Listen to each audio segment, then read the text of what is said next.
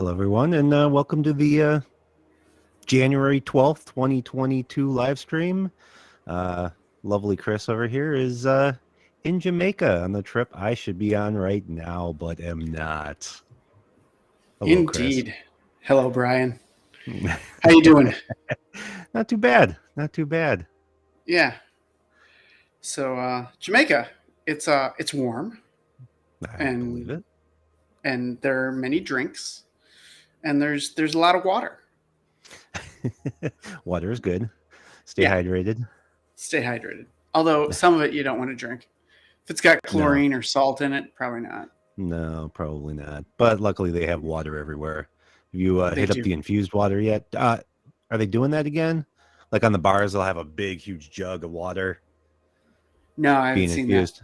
Oh, okay. I think they pulled that because of COVID. that. Yeah. I mean, COVID's been interesting down here. Yeah. And with travel back to the US, you now have to test negative within 1 day of travel. So Yeah. So crazy world. Yeah. I mean, when we went last year, once again in January, we got nicked by COVID and had to bump our trip. Right. But it didn't seem like that big of a deal. The testing, they have it down pretty well. So Yeah. you pretty much go in. They do it on the ground level floor, and you go in from the walkway side, and you just walk out towards the beach. Yep. Well, and they've got a whole quarantine space now, and if you test positive, they put you in isolation and until you can travel back. So Yep. Well, gotta do what you gotta do. right. So who knows? Maybe I'll be joining you again from Jamaica. I mean, let's hope not. Let's hope not. Let's hope not.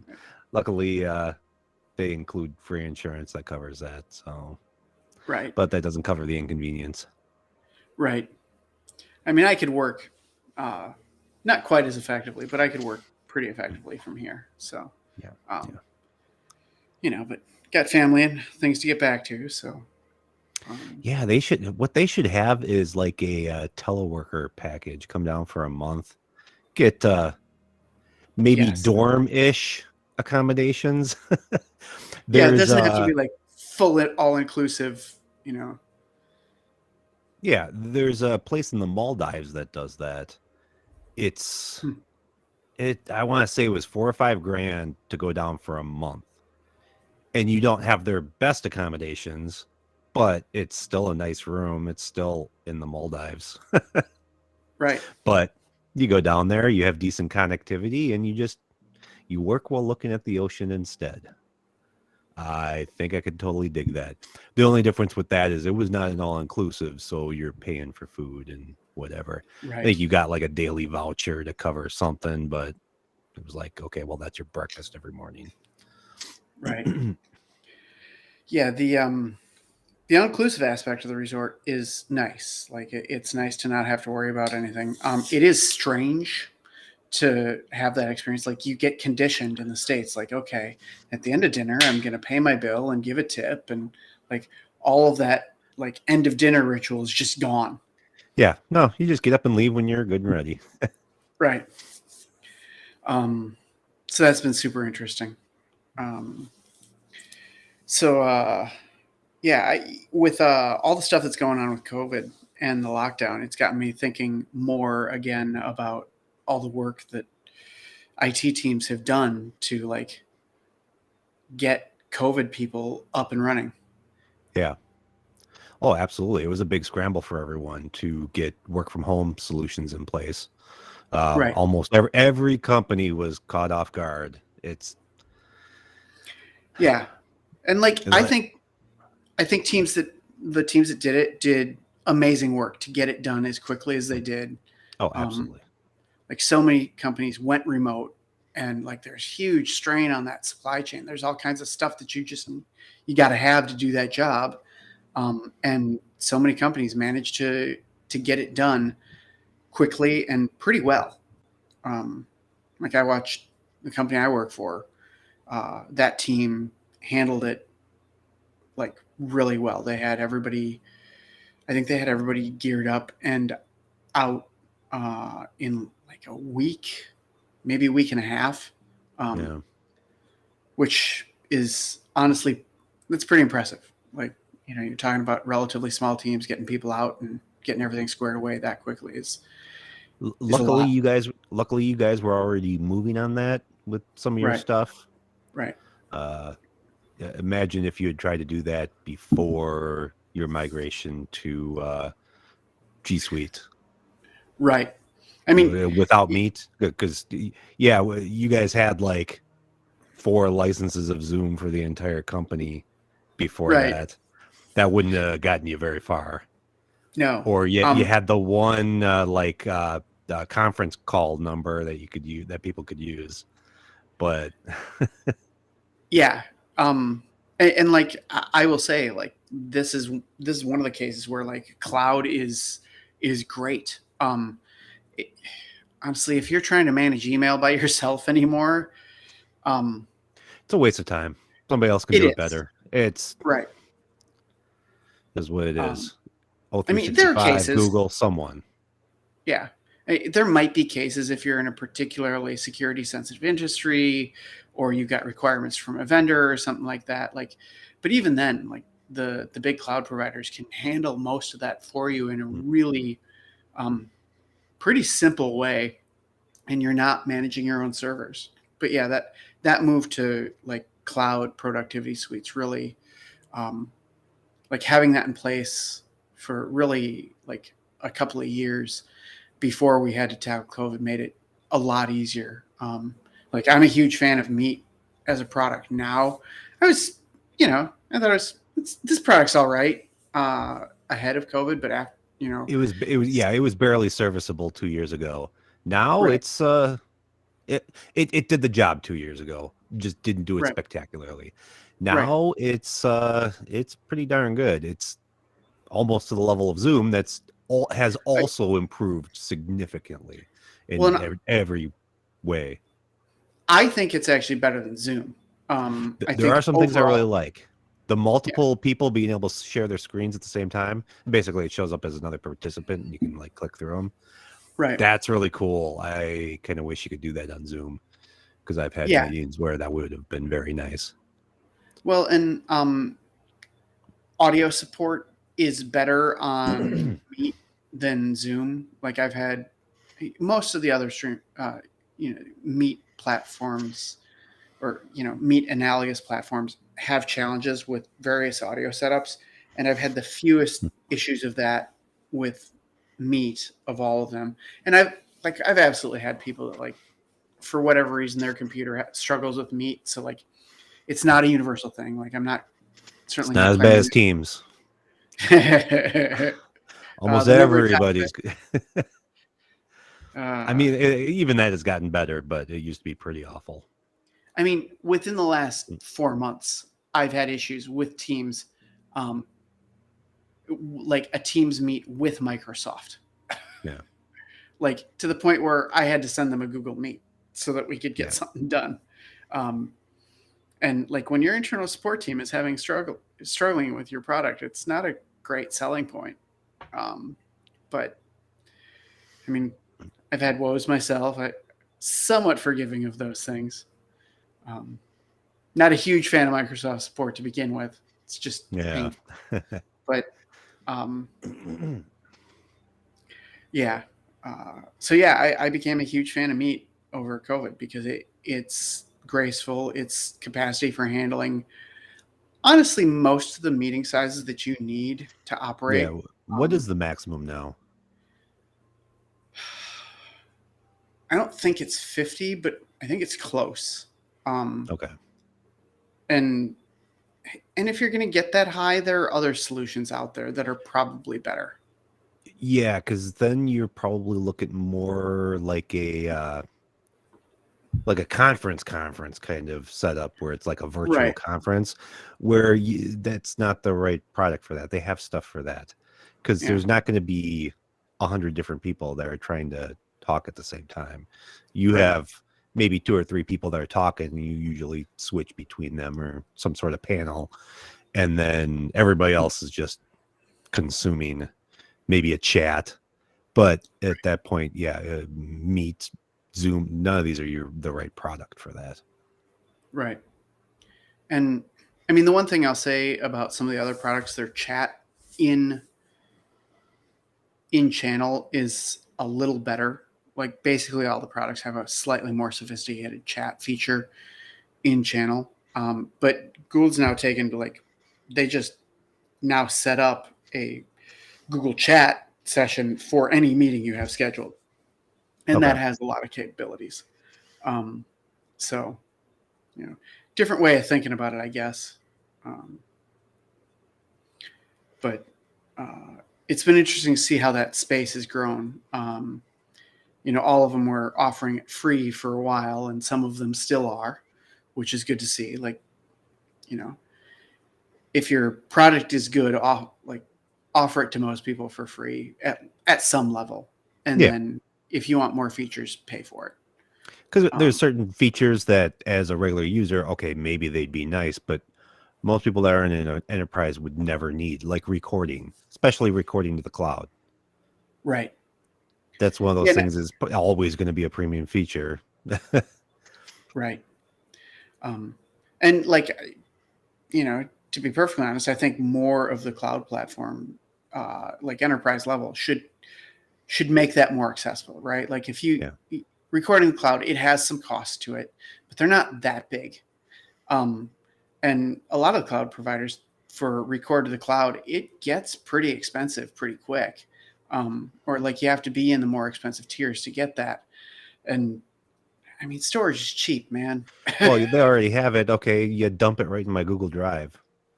Right. Okay. I mean, I'm already paying extra for Google One or whatever the heck they call it. So I've got storage. It's spread over all of the Google products under that same login. Why not use it for that as well? Right. Well, let's talk storage game for a second. The number of vendors that are charging for storage right now. And I get it. If you don't charge for it, people don't value it. And then it gets nuts. But charge me $1 a month just for the principle, just to remind me that hey, this is not actually a free resource. It's not infinite, right? Yeah. Don't be stupid. But you don't got to charge me let's say you're going to sell me 5 terabytes for my $20 subscription a month, right? That doesn't mean, honestly, that shouldn't mean that if I want 50 terabytes, you should charge me $200. If I want 500 terabytes, you should charge me 25. Yeah. Because that's what the storage doesn't cost you any more than that. Honestly, the storage costs you 5 cents. When you're at the scale of Google or Amazon, right, and Microsoft, the amount of storage they require just to run their compute accurately is they're not worried about how much storage they have, and it's storage that's relatively snappy. You're not going to die. This isn't Amazon deep freeze or anything. No. And oh man, if you're talking that kind of storage, they've got tons of it. Oh yeah. Well, and it also, even when you're paying for it, it's dirt cheap. Right. Right. And I would like to see the cloud providers reassess their storage billing. I think they initially did a pretty good job of setting the price point, but the landscape has evolved. I feel like the pricing updates for storage offerings have not kept pace with the clear availability of storage for them. Yeah, well, the speed of increase of density of storage, and especially T per dollar. Right.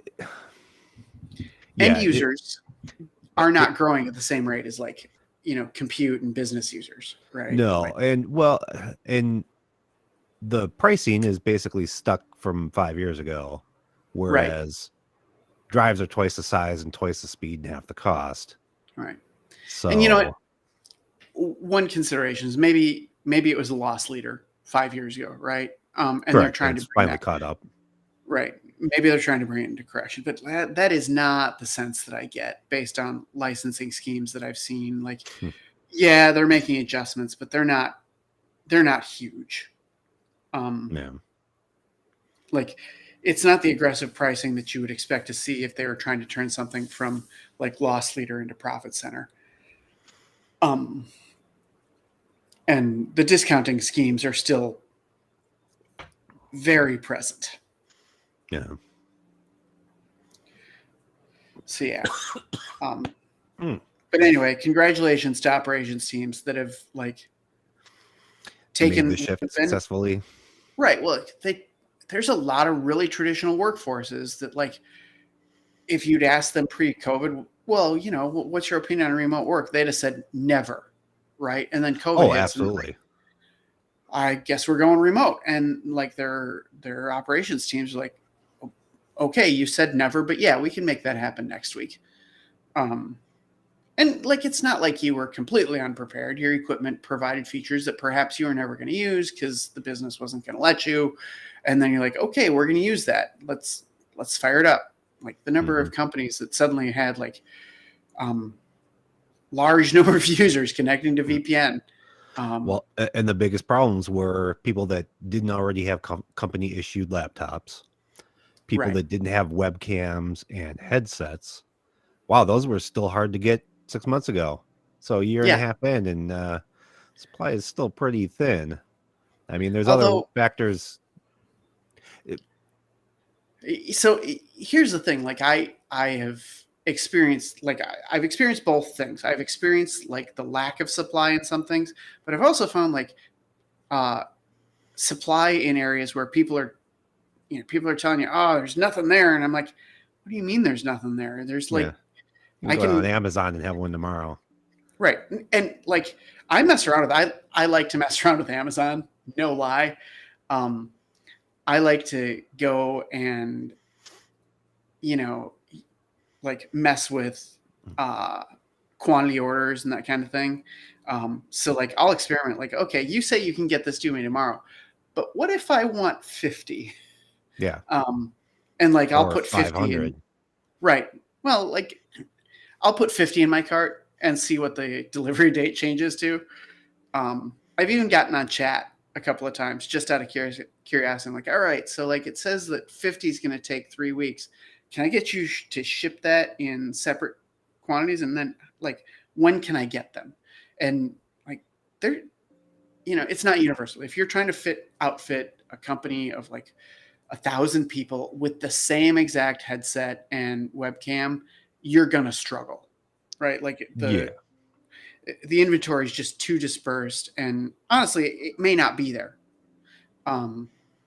But if you're going to be, you know, odds are your operations staff for themselves owns like 6 different models of hardware that are all pretty good.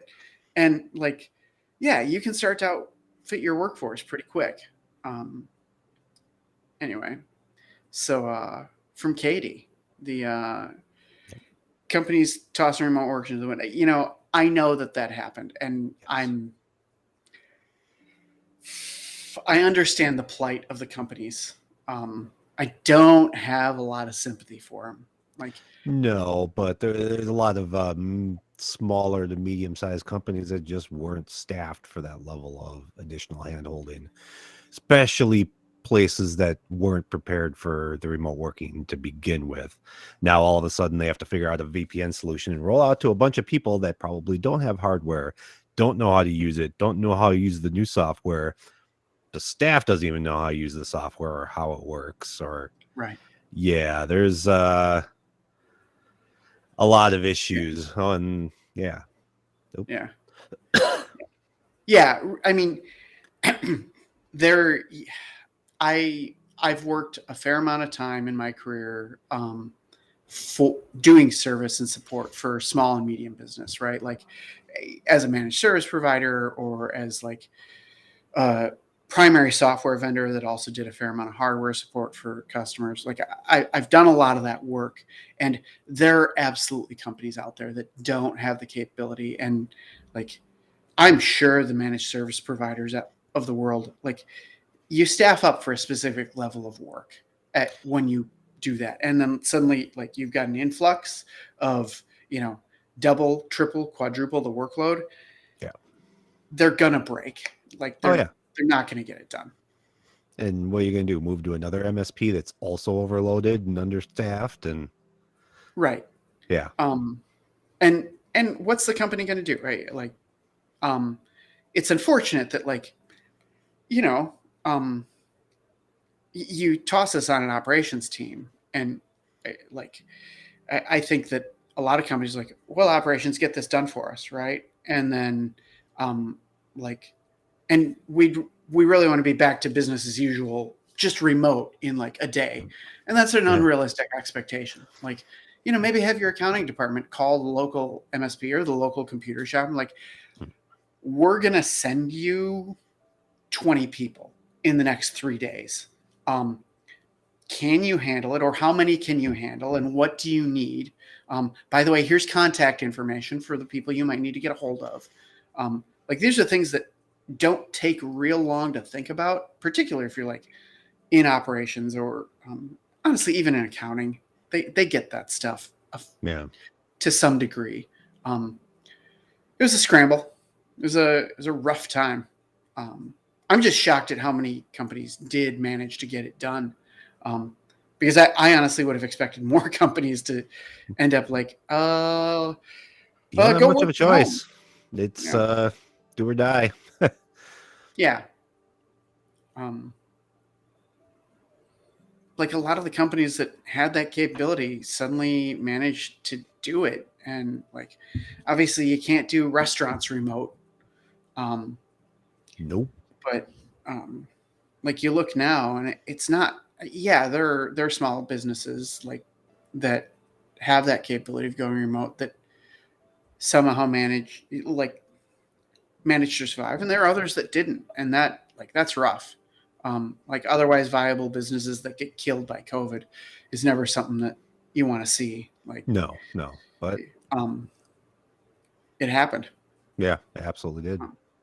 And it killed a lot of restaurants too, which is a damn shame. Like, they're good, decent restaurants that just, the financials there are thin anyway.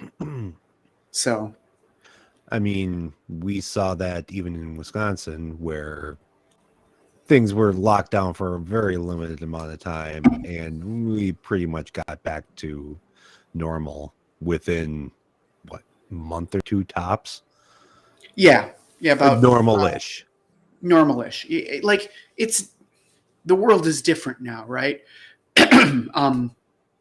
Restaurants will still, like, if they've got an outbreak, they'll close if they don't have the staff, and nobody likes it, but well, and none of them have the staff, so you lose 2 people. Right. I mean, now the staffing shortage is just, it's insane.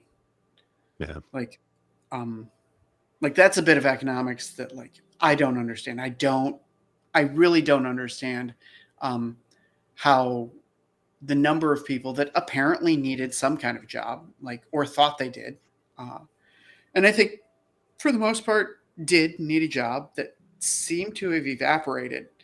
Like, obviously they didn't evaporate, but like, the workforce seems to have shrunk a lot more than I would have expected. Like, I don't know what these people are doing for money.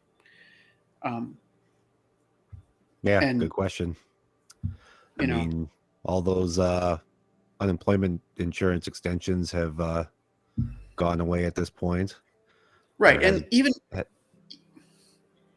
the people that were getting, like, all the unemployment, like, if you're decent in a restaurant job, like, that's more money than most of the unemployment benefits were offering. Oh, yeah. Not a lot necessarily, but, like, it's more money. Depends. A server or a bartender that knows what they're doing. Yeah, they could do pretty all right. they A can. lot better than unemployment. Yeah. Well, and the handy, I mean, it's always nice to be getting your money from someplace that's under your control as opposed to the government's. Like, I'm not saying you shouldn't take a government check. If the government's giving you checks, um, like whatever your politics are, like if you're working to make ends meet, like take the check, man.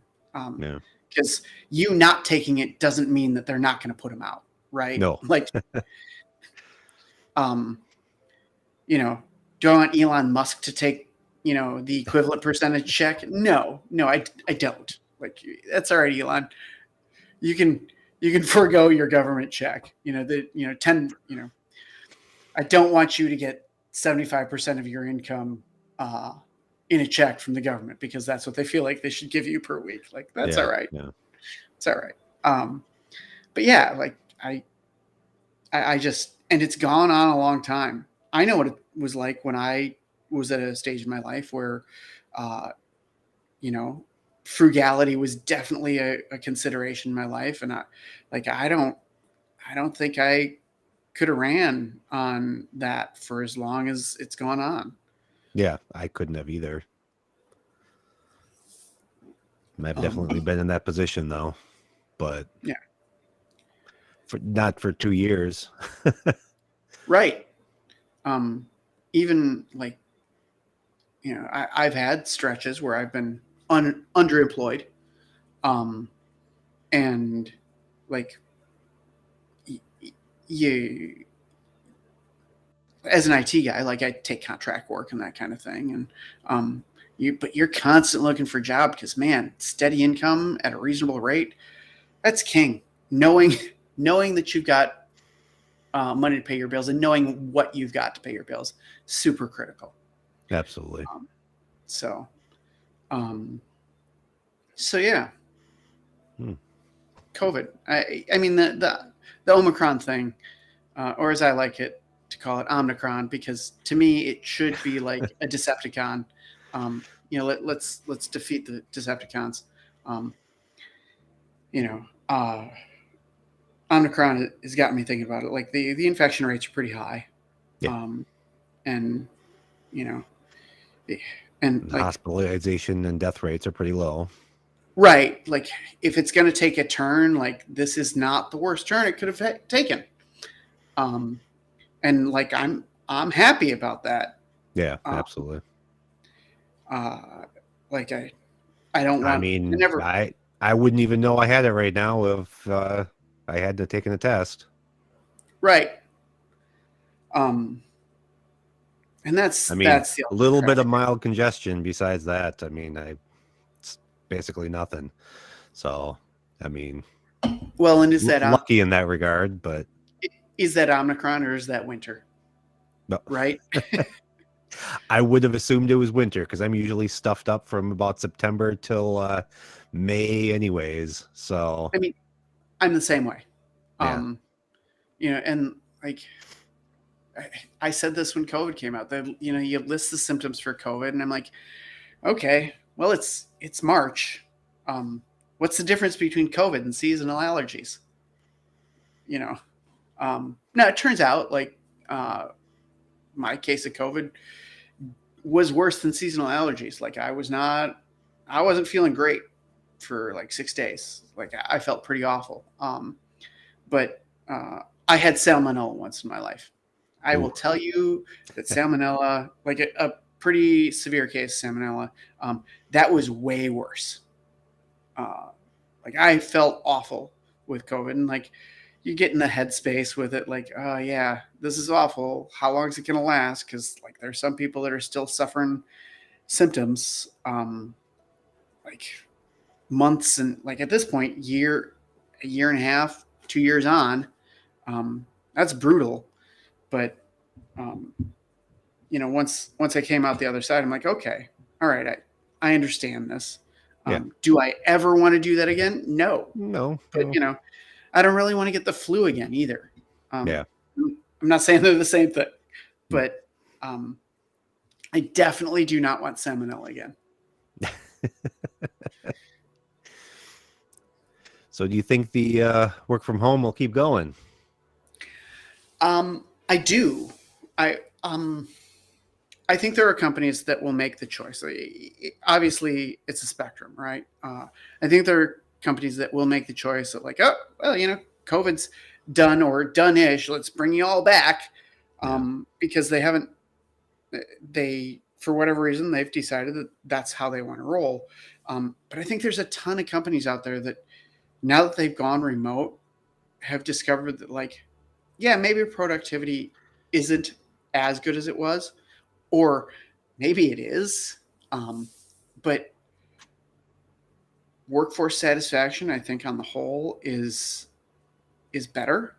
Yeah. Like, people like having some flexibility, and there are absolutely going to be people that are like, I know you offer work from home, but I don't want to. Can I come into an office?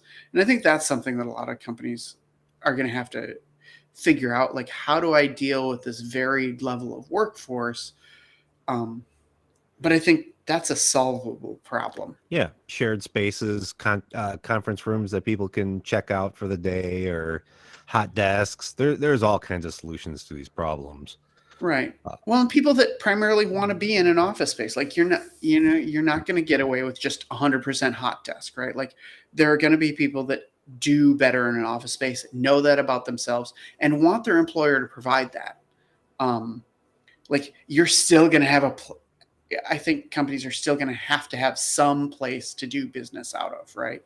Um, but I think it's going to look, obviously, it's going to look different. But I think there's going to be a much higher percentage of remote workforce, or mostly remote workforce, where, if you'd asked me 3 years ago how many companies were going to adopt a work from home stance, or a significant work from home stance in the upper Midwest, I'd have said, yeah. well, how Not going to soon? happen. Like, Yeah. in the next 10 years, not many. Yeah. Like, and even Well, on the coast, their hands got forced. right? And And like I know I work better from home. I mean, luckily I was working from home before this all started, but I mean, right. I'm more productive that way. I know that about myself. But at the same time, once or twice a month, I need to get the heck out of my office. I need to put on something other than basketball shorts and go see actual living human beings. It's Uh, funny.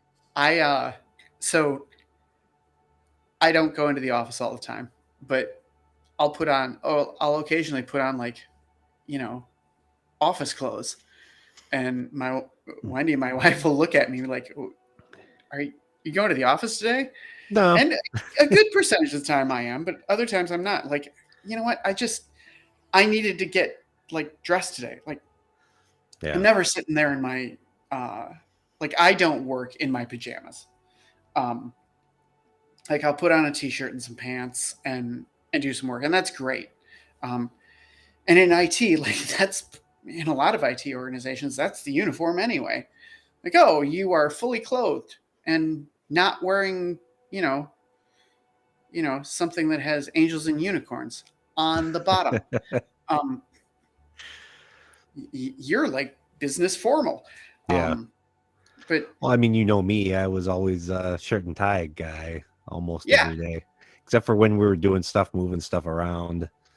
Then I'd drop down to khakis and a polo or something. But I don't know. I liked dressing that way, even though it it, wasn't required. I mean, it puts you in a headspace, right? Um, I Early in my career, we were required to wear shirt and tie, and I was doing, like, field service, crawling under people's Oh, desks, fixing yeah. computers, and, like, um, the number of times I kneeled on my own tie and, like, you're right, yeah, fine, just my tie, and, like, you tuck it in, and, like, but and you got nice clothes, and you're dealing with computers, and, like, you got to clean them out or whatever it is, and, like, oh, look, I'm filthy.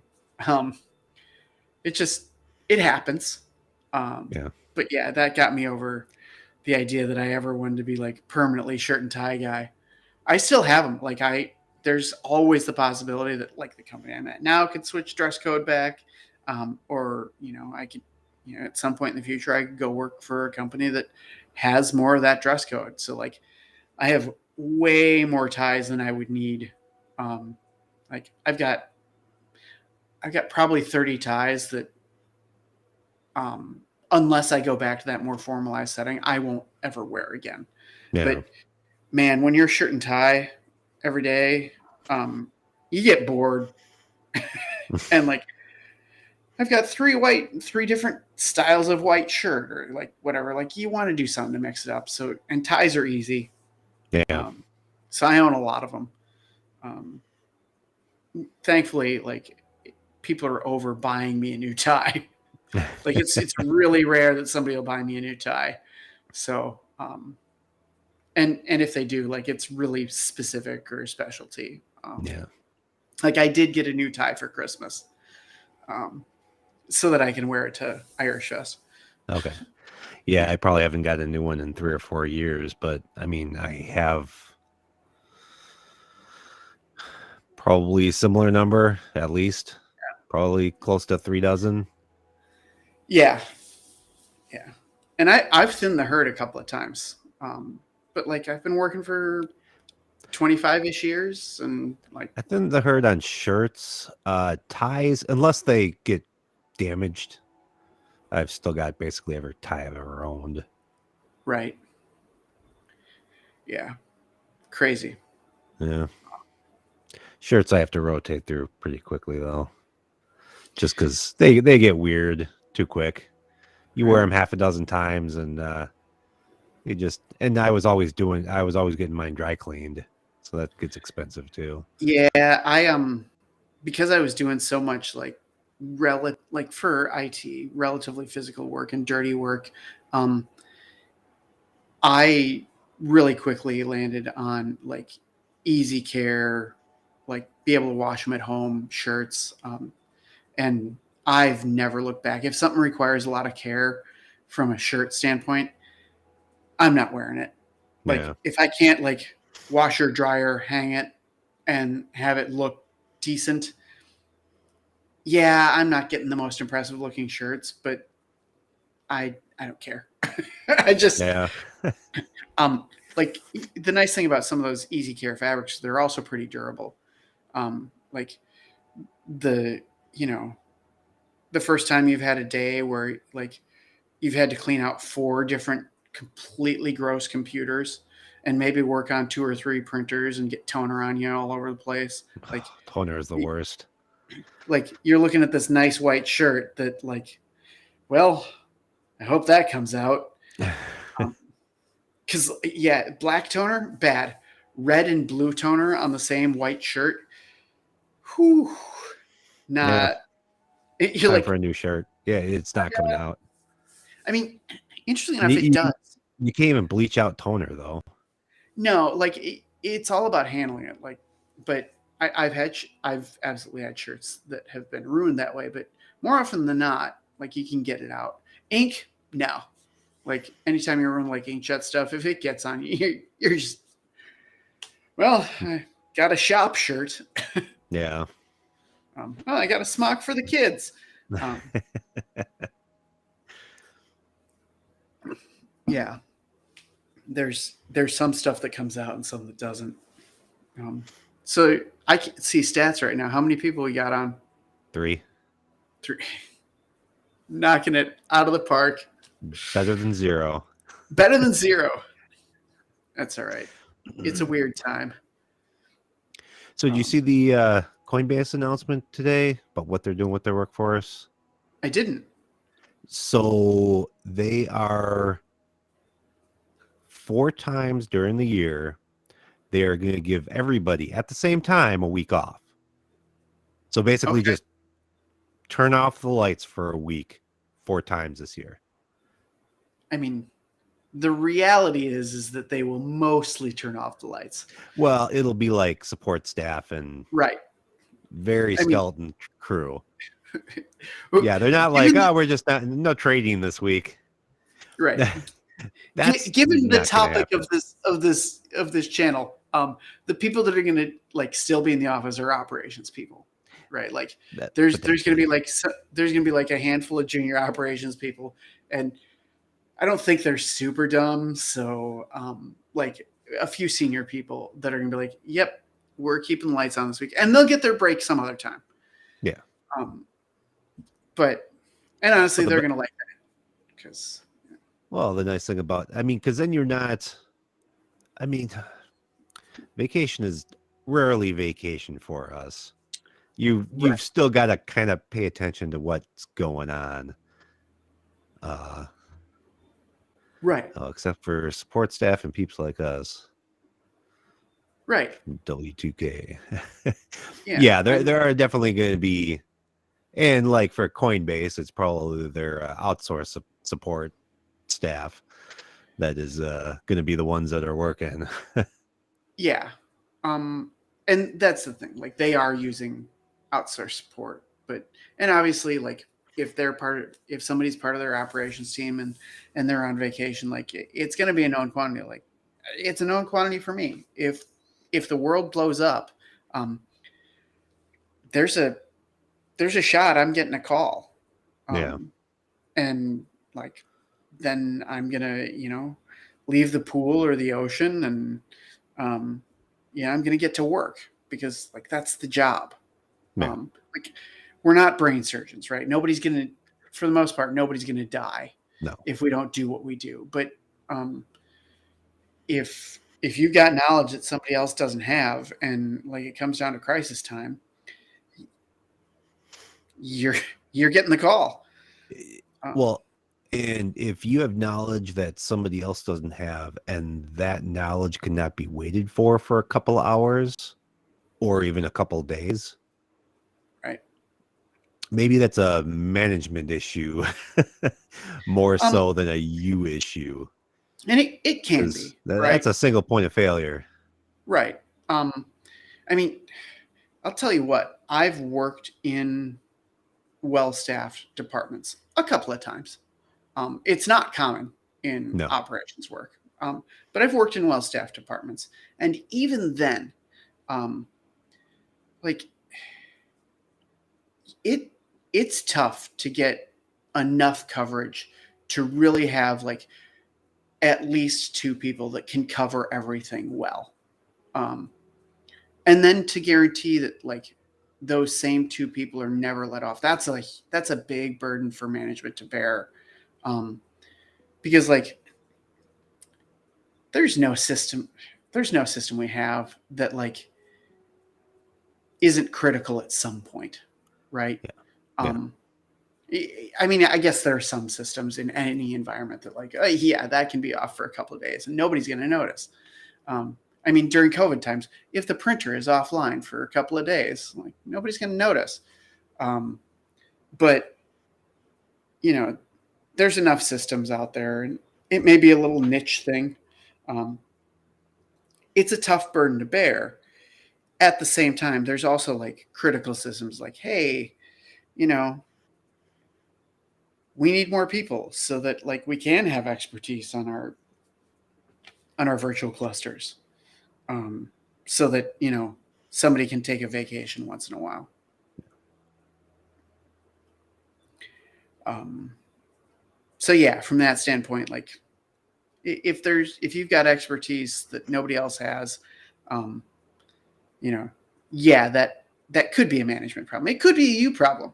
Like, don't get me wrong, there are True. people, Are you hoarding right? knowledge? And that absolutely happens. People hoard knowledge. I'll be honest, I have not seen an operations team that has been well fleshed out enough to like for a staff member to be worried about like, well, if I don't hoard my knowledge, I'm going to lose my job. No, like if you don't hoard your knowledge, like maybe you'll get a break. Like fingers crossed. No, that's pretty cool. Coinbase going like 4 times a year, 1 week. For Just 1 week, basically lights out. that's Besides it. the obvious. Right.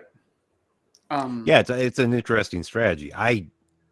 I'm assuming that this is in addition to their normal vacation. Well, they're a unlimited vacation kind of place. Okay. So it's you take what you need, and as long as you get your job done, they don't really Right. particularly care. I mean, Which you have to be careful with. Also, as a manager, you have to make sure that your people are taking breaks. actually taking vacation. Yeah. I mean, that's the thing in those environments, like, oh, unlimited vacation. But like, there's also a level, like, are you performing the same as other people on your team? And if they're not taking vacation, does that mean you can't either? Right. Yeah. Like that's the risk with those unlimited vacations. So I think it's an enlightened stance from Coinbase's It can view. very quickly devolve into everybody is shamed into not taking vacation ever, Right. which is probably the opposite of the desired goal by all those involved. Right. I mean, But like, if you're, it's that thing, like you've got bills to pay. You're never going to be the guy. Like most people aren't going to be the guy like, well, they said I've got an unlimited vacation.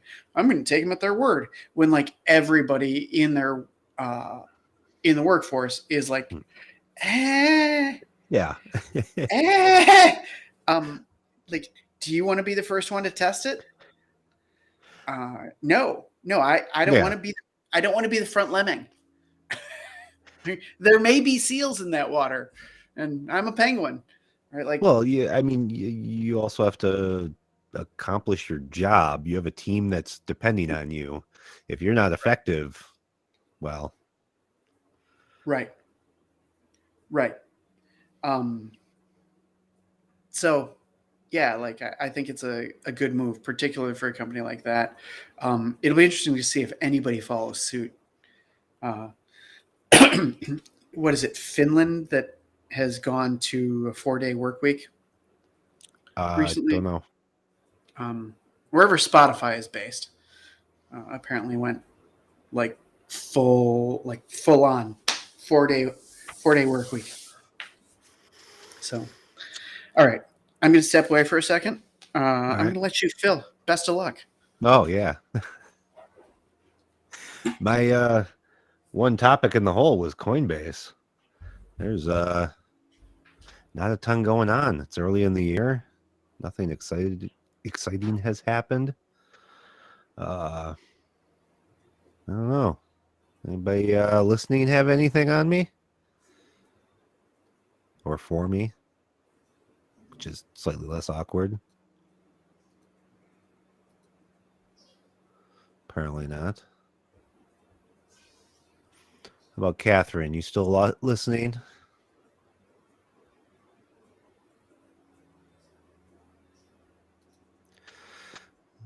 How about this? So the networking on the resort is one thing. Obviously, as a network and security guy, is something that I always noticed that when I was there. Especially their wireless coverage. It was pretty atrocious.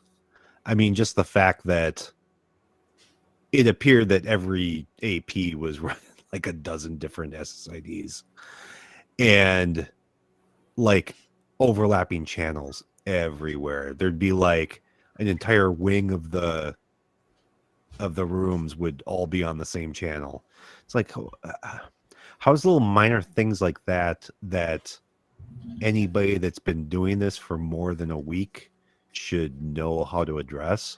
It should have been things that never would have gotten configured like that. So, Chris, I was talking about the networking on the resort. How's the wireless looking down there? I mean, You're it's all connected right. the whole time. Yeah. Because me, naturally, the first thing I do is break out my scanner and just kind of see what's going on.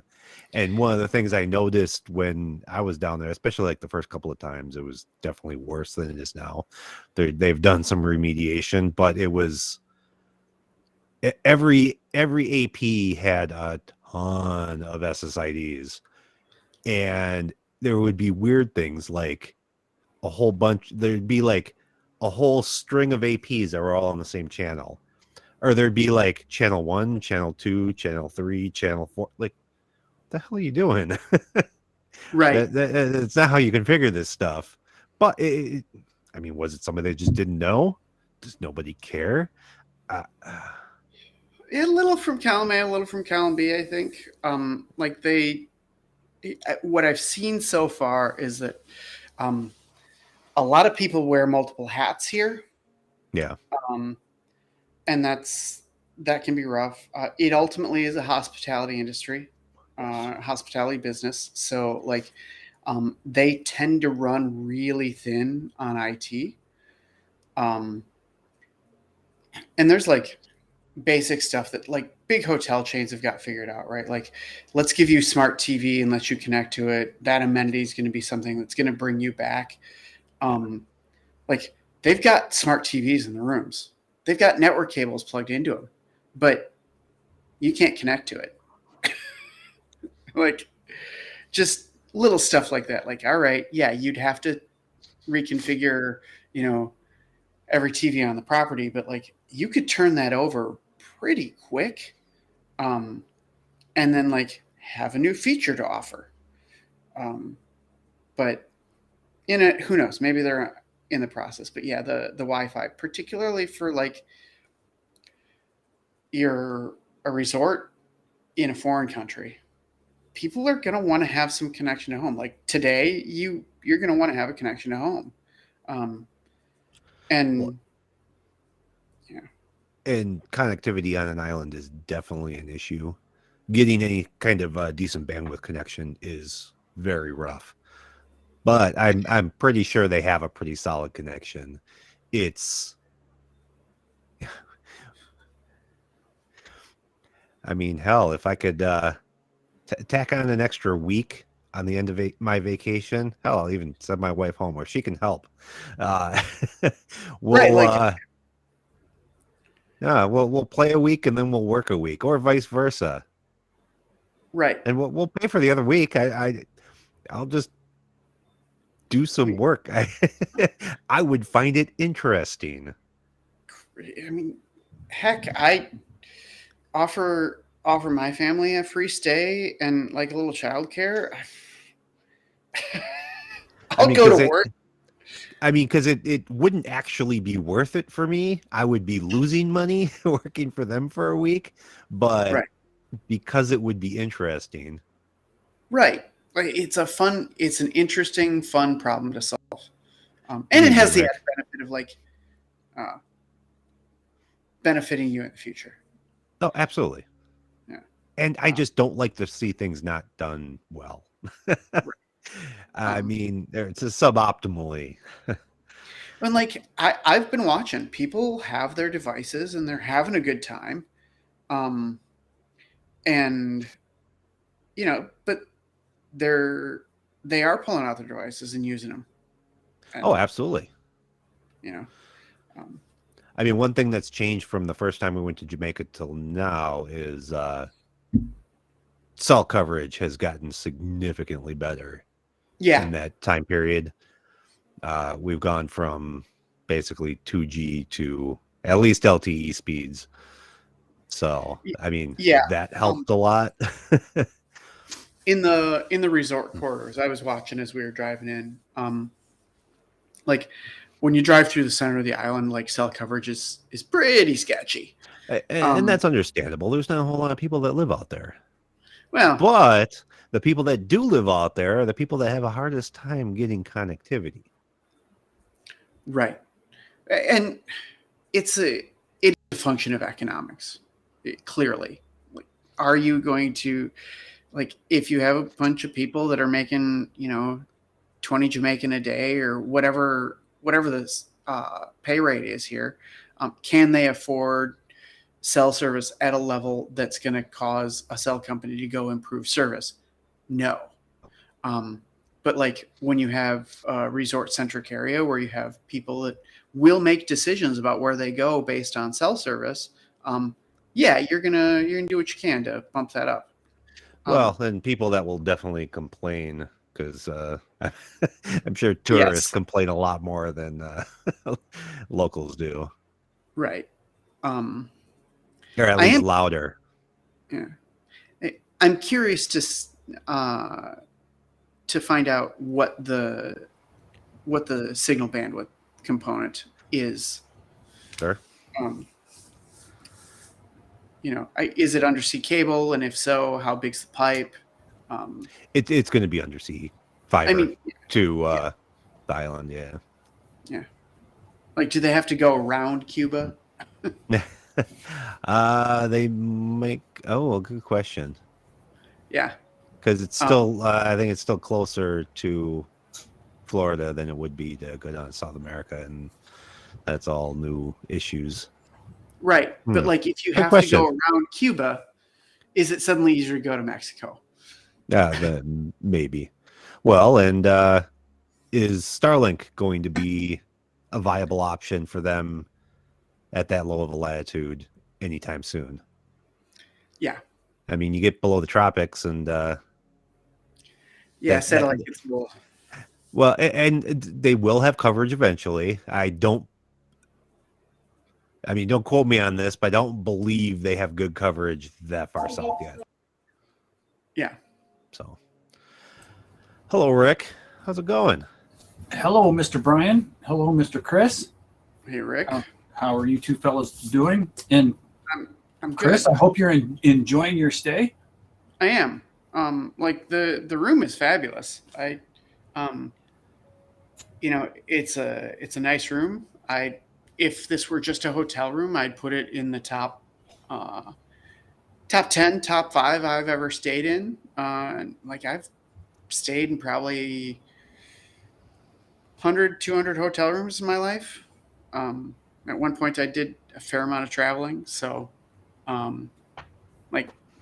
there's other amenities that are super nice, that are very resort centric.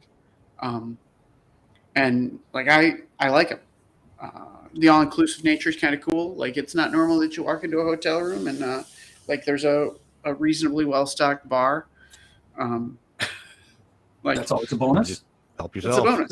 Yeah. Like, oh no, please drink the water. Yeah. Is that all the rooms have a little mini bar, or is it just the type of room that you rented? Club and Up has an actual bar, so they'll have bottles of booze. All the rooms have wine and soda and beer and water and Okay.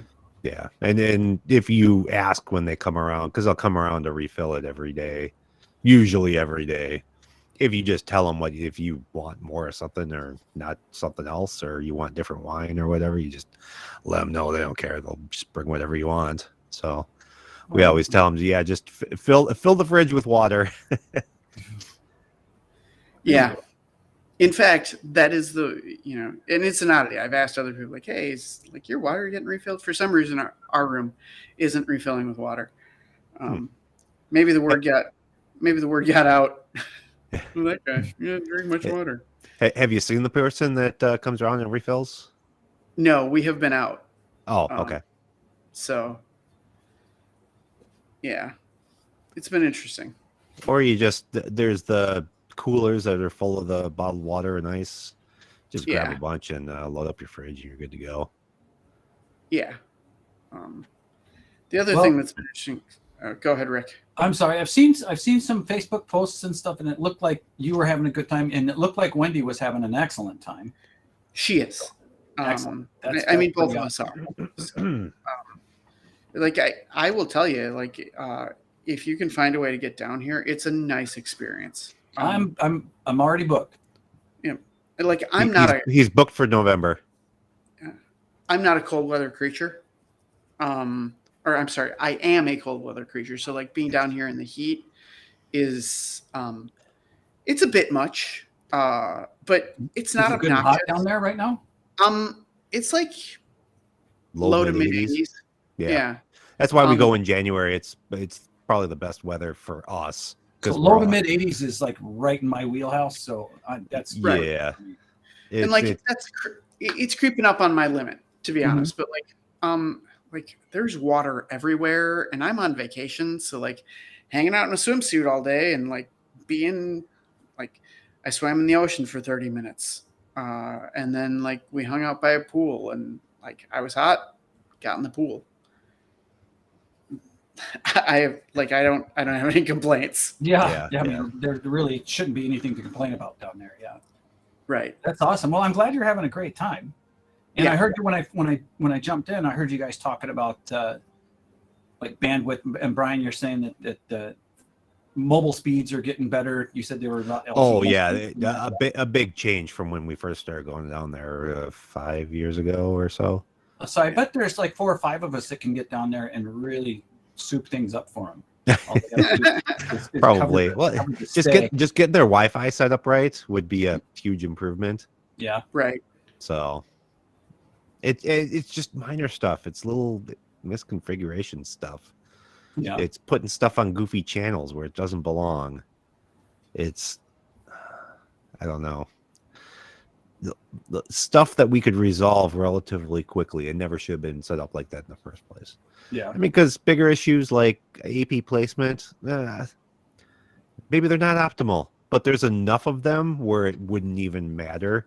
They do have a pretty good number of the Davy. No, it's the big one. Oh, okay.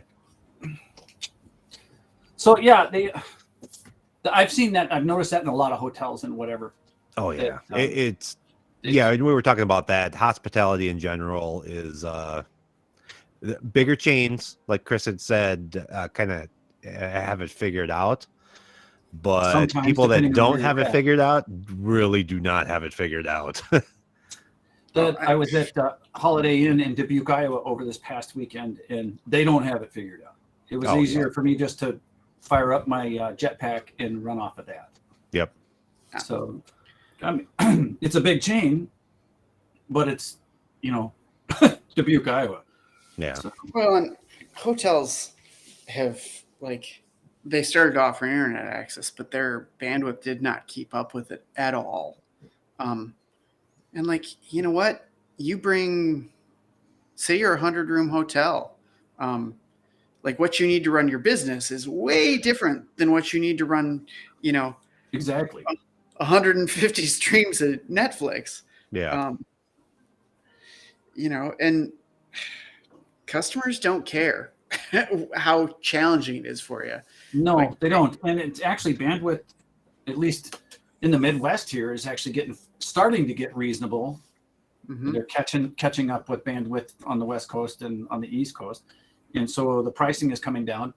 And so now there's really not that much of an excuse anymore to having poor bandwidth problems at a hotel. I can understand it like a resort. They don't want you sitting in the room. Oh, they don't care. You paid the bill.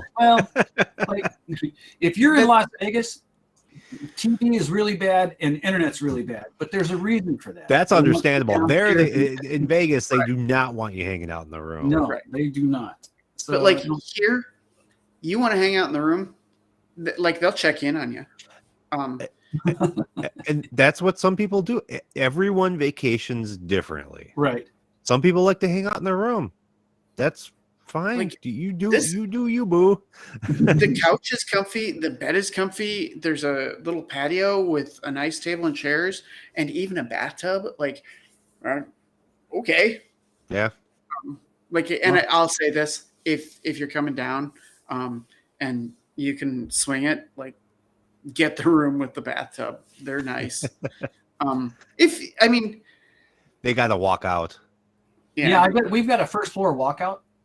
So it just walks right out to the beach. I guess it's probably 50 yards to the beach. But not even. Yeah, so that'll Probably work. 10 yards. And I don't know who Katie was smacking right there. So no vacation shaming. I'm shaming others that you didn't get the thing, and that's not what I'm saying at all. I'm if you are wondering, is it worth it to get that extra amenity? You've got the money and you're wondering, I think it is. Then again, if I could live my life in water, I would. Sure. If I could find a way to do computing underwater, give me a hard hat dive helmet and let me sit 10, 15 feet underwater and some kind of crazy waterproof computer, I would. That'd be fun. I just I like being in the water. Well, you just need to rig up a little tray for your laptop in that tub, because that tub is nice and deep. You can get Oh, that yeah. water real high because it's like a big soaking tub. Yep. Yeah. Kick your So- feet up and yeah. Like that's if I had to give a recommendation from the trip, like, hey, if you're wondering whether or not the tub is worth it, it totally is. Yeah. So yeah. Yeah, we might actually end up with more people in November than are down there right now. Yep. Well, nothing wrong with that either. So Yeah. and with any luck, there might be some people that can swing to do it again. Yeah.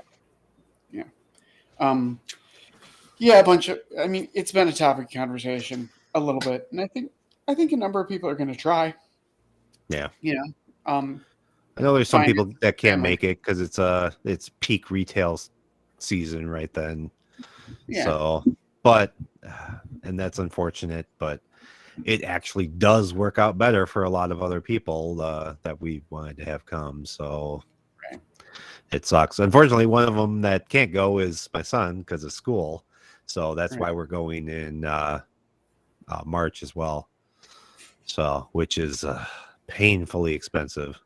Yeah, and it's going to be warmer down there. in March, just- I would just- imagine. Yeah, it's still not quite as bad as like when we were there in May, but it's definitely warmer.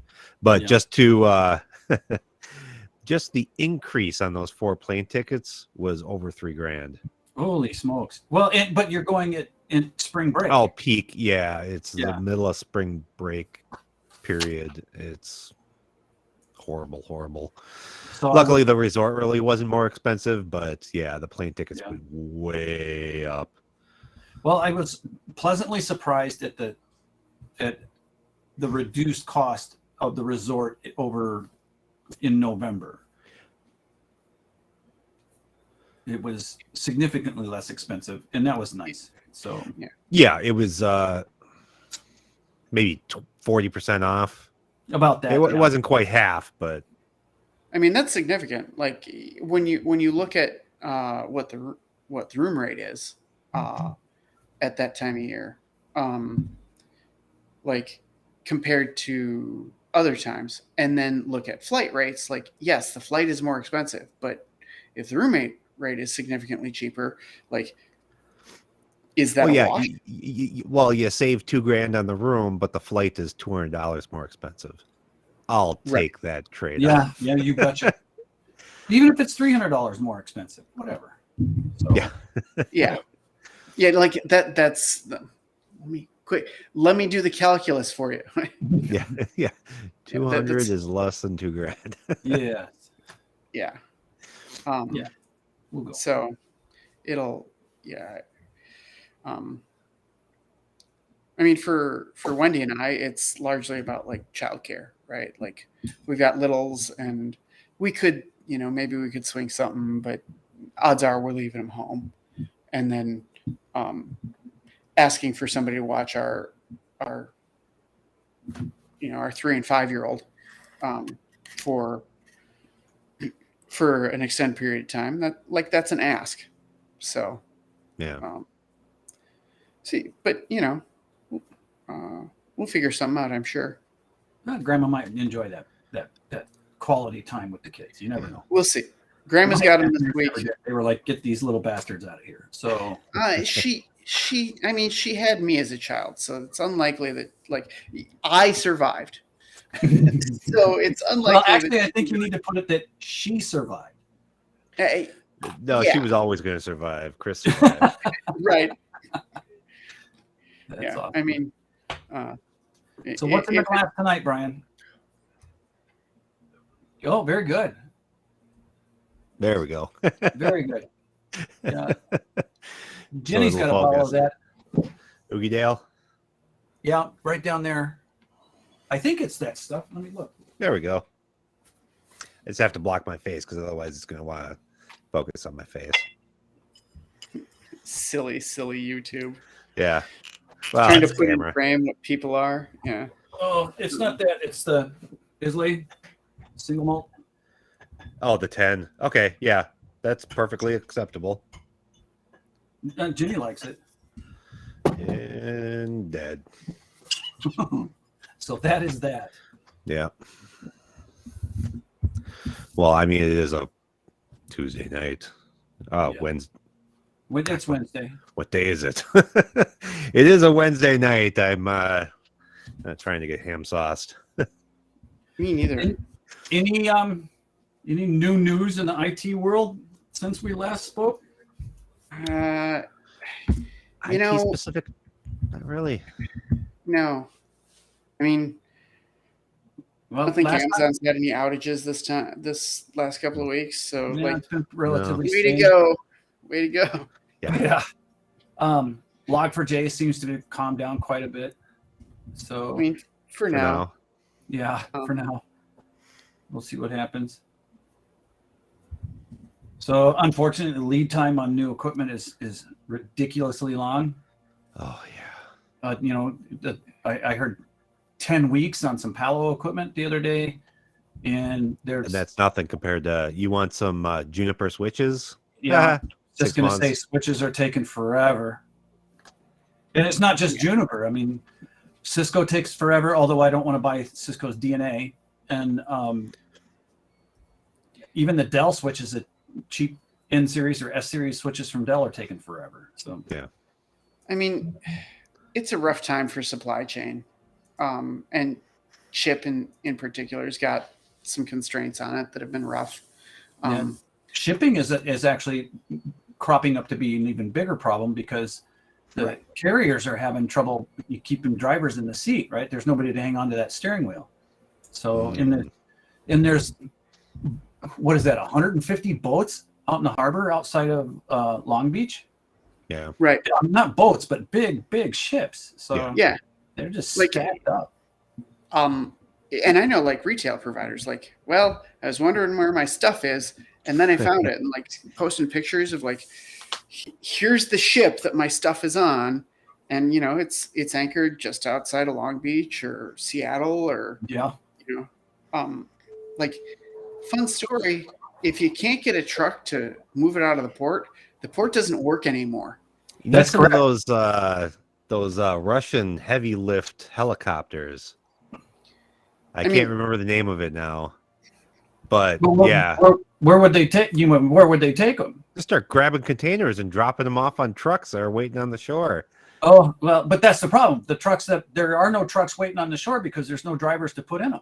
Oh, well, I mean, that's kind of a them problem, not me. I mean, I solve one problem at a time. I'm going down the line. I mean, I think Amazon should come up with a new service, Amazon Rail Car. They put them all on rail, and the train will roll through your town, and like you're going to get an appointment time where you can show up and get your stuff off the train. And if you don't show up on time, it'll be back in 3 days. If you pay extra, they slow down. Yeah.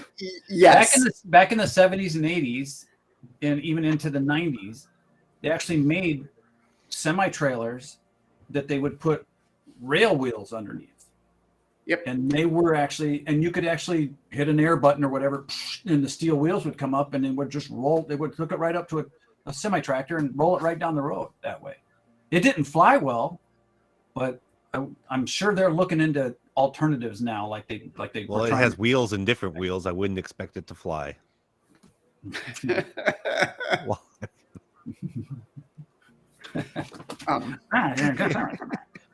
yeah, maybe somebody's working on some huge drone. Like, well, I can't get a driver, but I can drone this container, 20 miles. Yeah. Well, I mean, helicopter, take it to rail. Yeah. You just need to get it inland a ways, get it out of California. Right. Or, go East Coast and pay twice as much.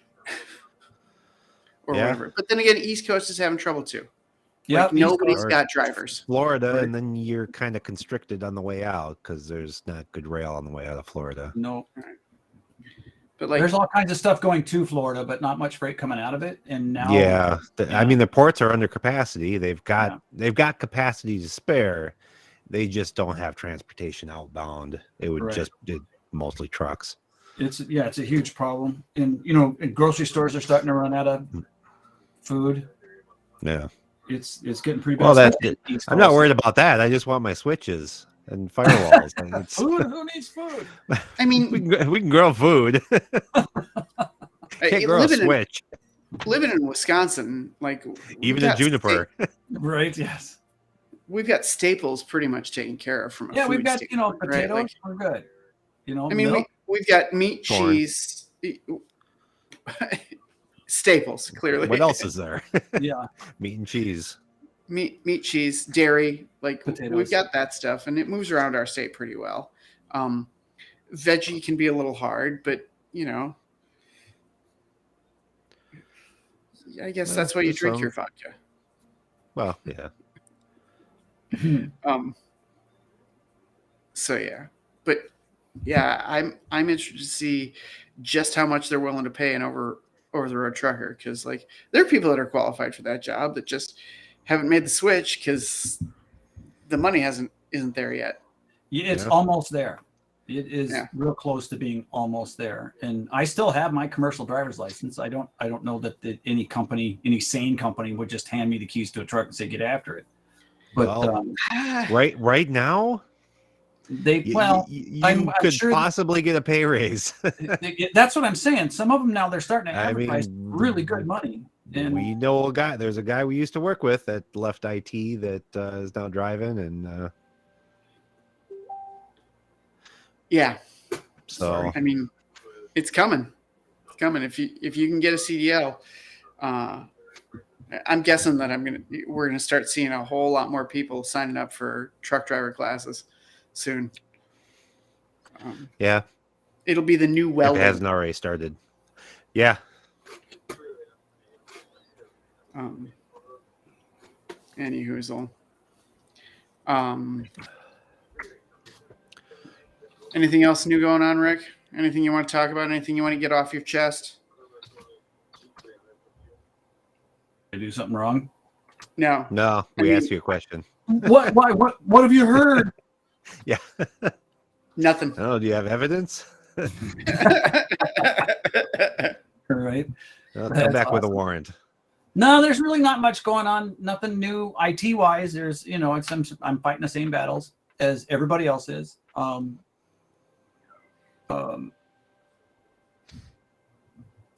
I'm getting distracted by my daughter. She doesn't know where the link is to get connected. What else? There's nothing going on. I've tested negative for COVID all week. I went and bought some of the home testing, and I've been testing every couple of days just to make sure that, because it's really getting kind of thick out there. Way too many people I know are getting tested positive, and I want to try to stay away from as many people as I can and keep testing so I don't get my wife sick. So that's my goal, right? So she's already a bit on the compromise side, so I don't want to add any issues. So Right. that's where we're at with that. Although I've had sinus issues, and you stick that swab up there, and it's like pulling your bloody stump.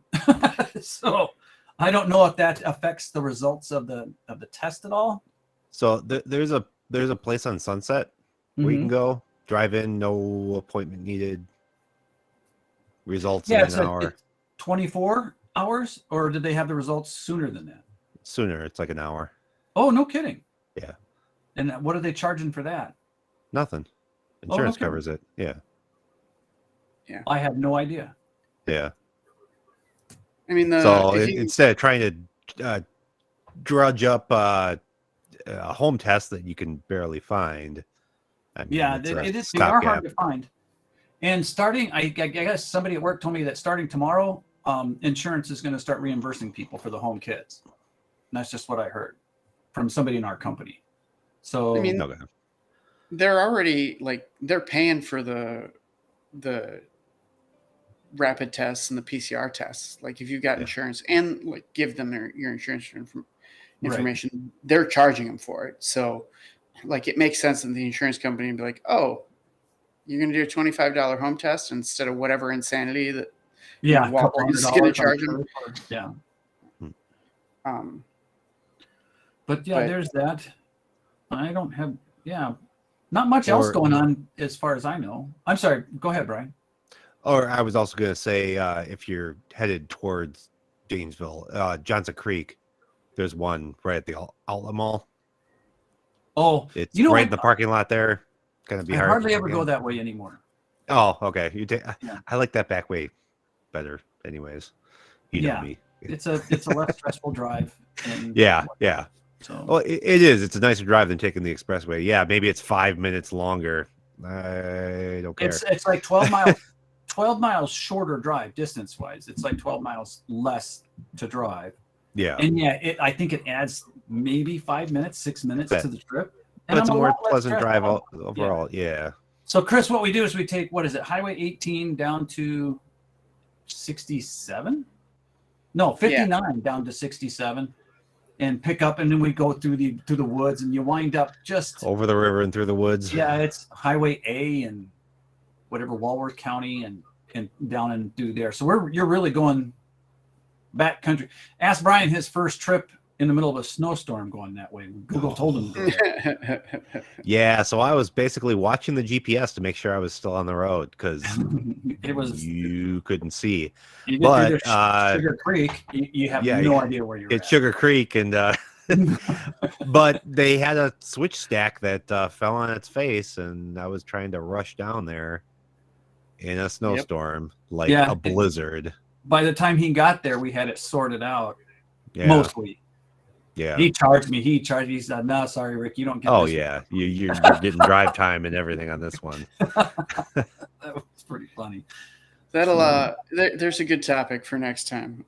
Worst weather related IT operations. You and I both, Mr. Chris, we have plenty of that from Uh, a previous employer. I have them from several previous employers. Yeah. I've been on roofs in like driving snow and sleet. I've got some good ones. So Just here as a teaser for our next episode. The dozen years ago or so, I had real insomnia problems and had to take medication to go to sleep. And I've since weaned myself off that crap because it's bad for you. But I had just taken my nightly medication and laid down, and I got a call from a restaurant company that was one of our customers. And I said, I can't drive. I've taken, and one of the main guys in that company came to my house, picked me up, and took me downtown in Milwaukee to do the work, and then drove me home. Big B. Yeah. So I mean, when it's down, it's down. it was down, and I got a hell of a meal out of it. So yeah, they were doing surf and turf that night, so I got a really Totally worth it. out of Yeah. And I need 2 more to go for my Yeah. wife and daughter. Right. Yeah, that wasn't gonna fly. So Yep. yeah, and I got the hell teased out of me because I just jumped out of bed and put a pair of pants on, and it was snowing to beat hell and all that kind of stuff. But I went down there and I was working in a pajama shirt, put a pair of jeans on, and I got all kinds of for probably a year after that. Oh, you're the guy in the pajamas that likes to come to work. Yeah. Yeah, that's me. Well, it got you up whether you're wearing pajamas or not. So I had when the customer needs you, you got to go. So yeah, Yep. yeah. Yep. Too bad it wasn't 5 minutes earlier before you take your meds. yeah, well, and it was a struggle to stay awake for that first hour. It really was. Yeah. So, but it's all good. Awesome. All right. Well, I know Chris has to get going real soon here.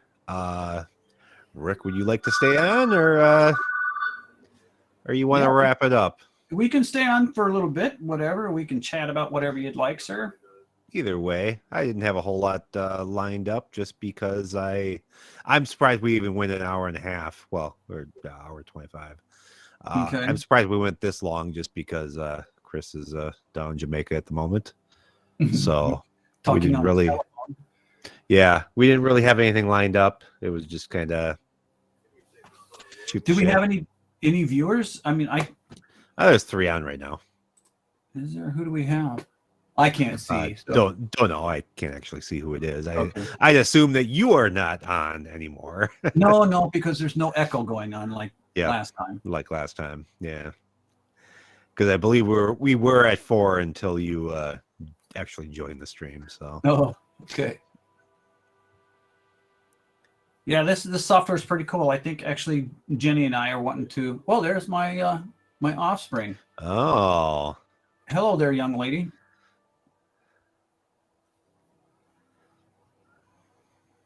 Speaking of young ladies, welcome back, Chris.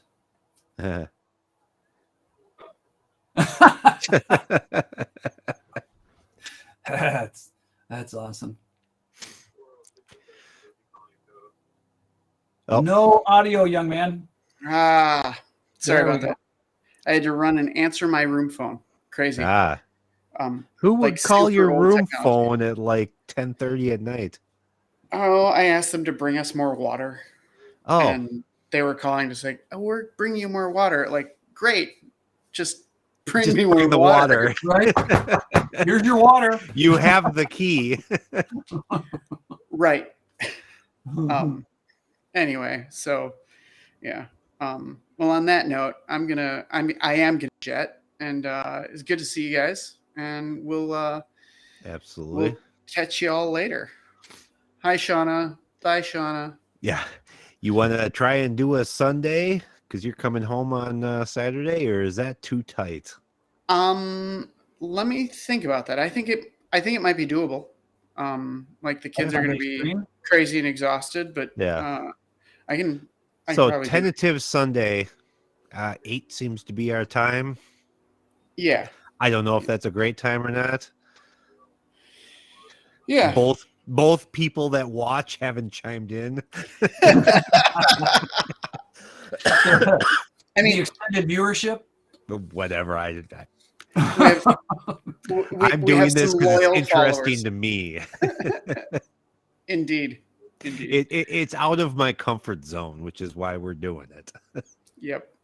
All right. You guys have a good evening. We'll talk to you later. Enjoy the rest of your stay, Mr. Chris. I and will. Safe travels home, buddy. Yep. Thank you. We'll see you guys next week. All right. Next week. Bye. There we go. That is awesome. I'm disappointed that I didn't get to make it down there. But again, like I told you the other day, I'm really thrilled that we're going to be able to make it in November. Well, it's going to be significantly cheaper. It will be significantly less, well, theoretically significantly less COVID encumbered. Yeah, And there's that. hopefully it won't collide with a show for your lovely wife as well. No, we So- don't do much in November in as far as that goes. Yeah. I don't think there's any contests or shows in November that we do. That's just when she really likes decorating for fall, and then as soon as you know, and Thanksgiving time, she likes to start decorating for Christmas and all that. So, you know, that might have to. The worst that we're going to have to do is figure out what we're going to do with the dogs. So, Yeah. and we'll sort that out. If I have to, I'll board them. So, Yeah. Well, you are boredom. Yeah. This, ladies and gentlemen, one of my best friends, Mr. Brian Ethan. Well, and hopefully by then we'll have the same problem because we're going to look at a dog on Saturday. Yeah, I noticed that on Facebook. Where are you going? Because there's Haas just over, down the road. A here. rescue. It's a place that a sister of a friend has fostered for, and she sent us a link to a young man that has been with a foster for 7 months now. Oh, and really? is dying for a family. So What this young man? What describe this young fella? A Big dog, small dog? dog. He's under 50 canine. pounds. He has a tail. Yeah. Has a tail, ears, nose, the standard. Paws. Yeah. The standard accoutrements. Yeah. Yeah. Terrier mix. So pit bull mix, Oh, sweet. even they never want to say it. So Kind of small. 2 years old, so he's an adult dog, sure, which but is still young enough fine. to be fun. I don't need a puppy. I'm fine with an adult dog. I don't want an elderly dog, Mm-hmm. but I'm fine with not having a puppy. Right. So, and apparently everybody wants puppies. You know what? Yeah. I'm And- fine with a dog that just needs a home, and so Yeah. we'll go meet him on Saturday and see if he's right for us. Well, best of luck. Yeah, 'Cause- absolutely. Yeah, it's good. I think. Well, getting Davy when I got Davy was truly kind of a lifesaver. Yeah, it was hang a on. critical point. Yeah, it was the right time, and because Jenny had Stonewall, and then we so now it's hers, mine, and ours kind of thing. So no, because now we have the three. So they're good for you. They're really good for people. So anyway, so Shauna has a question. Yeah, what do you What do you guys think about team randomly getting on-call responsibilities? Now, I assume she's talking about something that wasn't prearranged and just all of a sudden, hey, guess what? You're on call next week and now you're in the rotation. Yeah, that doesn't sound like a optimal thing. No. Was there did teams shift around or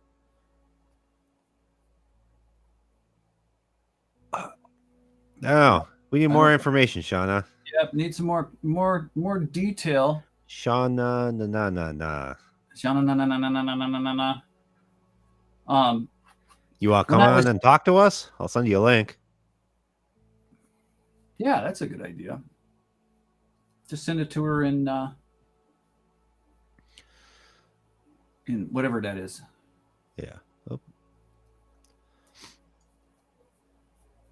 But I remember when I first got into the IT business, anytime somebody asked, "Hey, can I put you on call?" I was all over it because I got $50 a week for being on call. So, I mean, I just kept the phone whenever it said, "Well, do you want me to take on call?" I'm like, "No, I'm good. I got it." So that extra $200 a month was doing a job. That's how I bought my house. Yeah, it was significant at the time. So, but yeah, Katie's right. Nothing can ruin your week more than a surprise on call. That is absolutely true. Yeah, Katie knows how that works. Yeah. She was on call in healthcare where she would get the dumbest calls in the middle of the night. Yeah. It happens. Do. Shauna, I sent you a link on Hangouts if you would like to join us, and we'll talk about your on-call issues.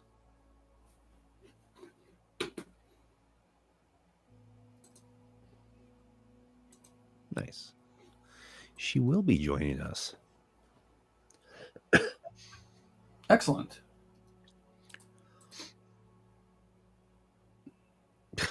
I can't print in color. At 10:30 at night. Well, she had to run into work, run into the shop. So she's all the way out in Fort right now. She had to go to work now? Yeah. Tonight? Oh, geez. Because somebody couldn't print in color? No. A lot of computers that were dropped off, so she had to go address that issue.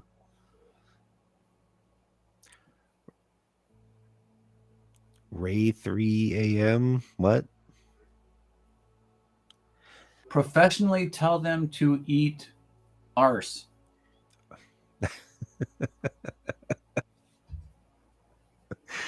Oh, and I just realized who that is.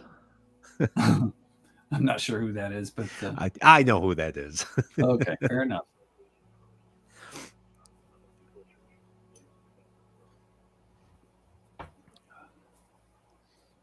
Oh, you know what? I'm gonna join you. What you got?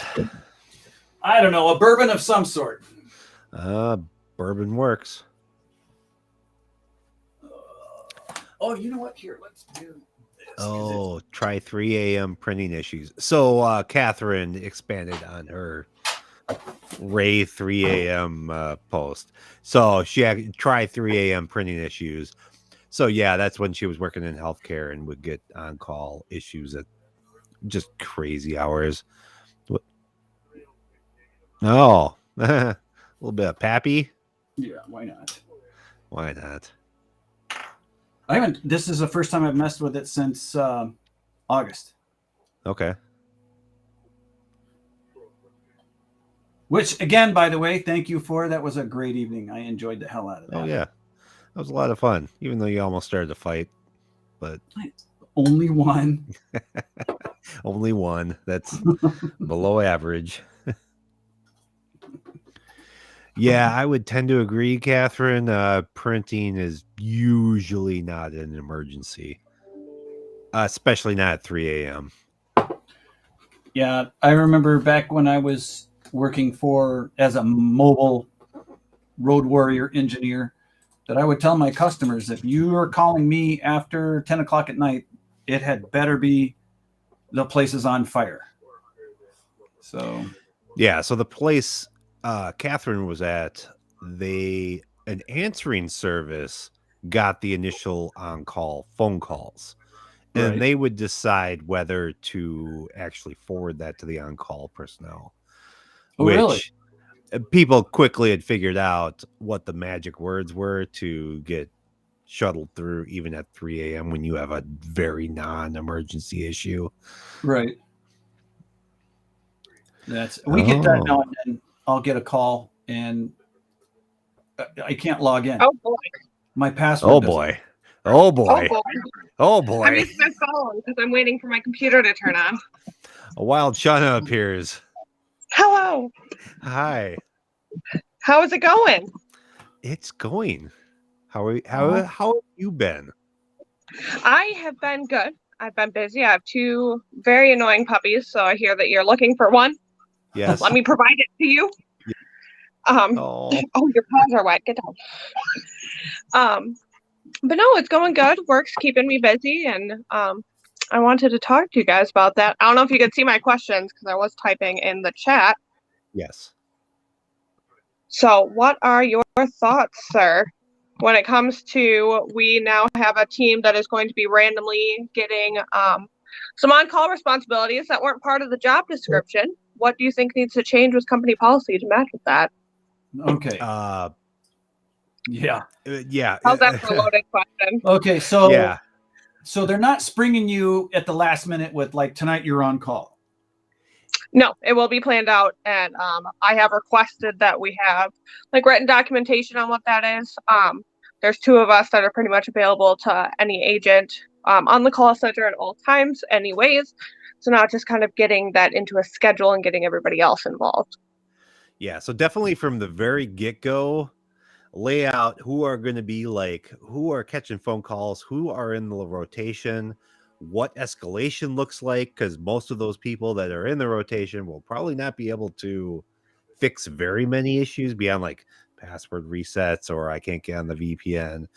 So get all that stuff like dialed in before this even goes live, where everybody knows exactly what they're supposed to do, because they're going to get phone calls and then automatically call whoever because it's some stupid little issue that they could have resolved or something that is not an emergency.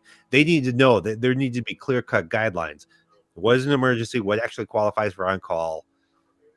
What can you tell them to call in the morning when normal support is available?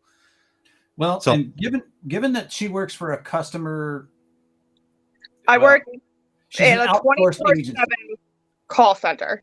Right. So, and it's an outsourced agency, so it doesn't really matter what the company says is an emergency or not. It's their customers that are going to define that. Are you drinking Red Bull at 9:40? I have a caffeine problem. This is my third one today, actually. Honestly, if I drank caffeine this late, it would actually put me to sleep. That's kind of what I'm hoping for. Yeah. But I think I have an issue. To get back to your question, so my comments are this, that it doesn't matter. You're going to get phone calls for people like we were just talking about. I can't print in color at 3 o'clock in the morning when it's, it most 99.9% of the time can wait until somebody's awake and staring at their phone, waiting for it to ring.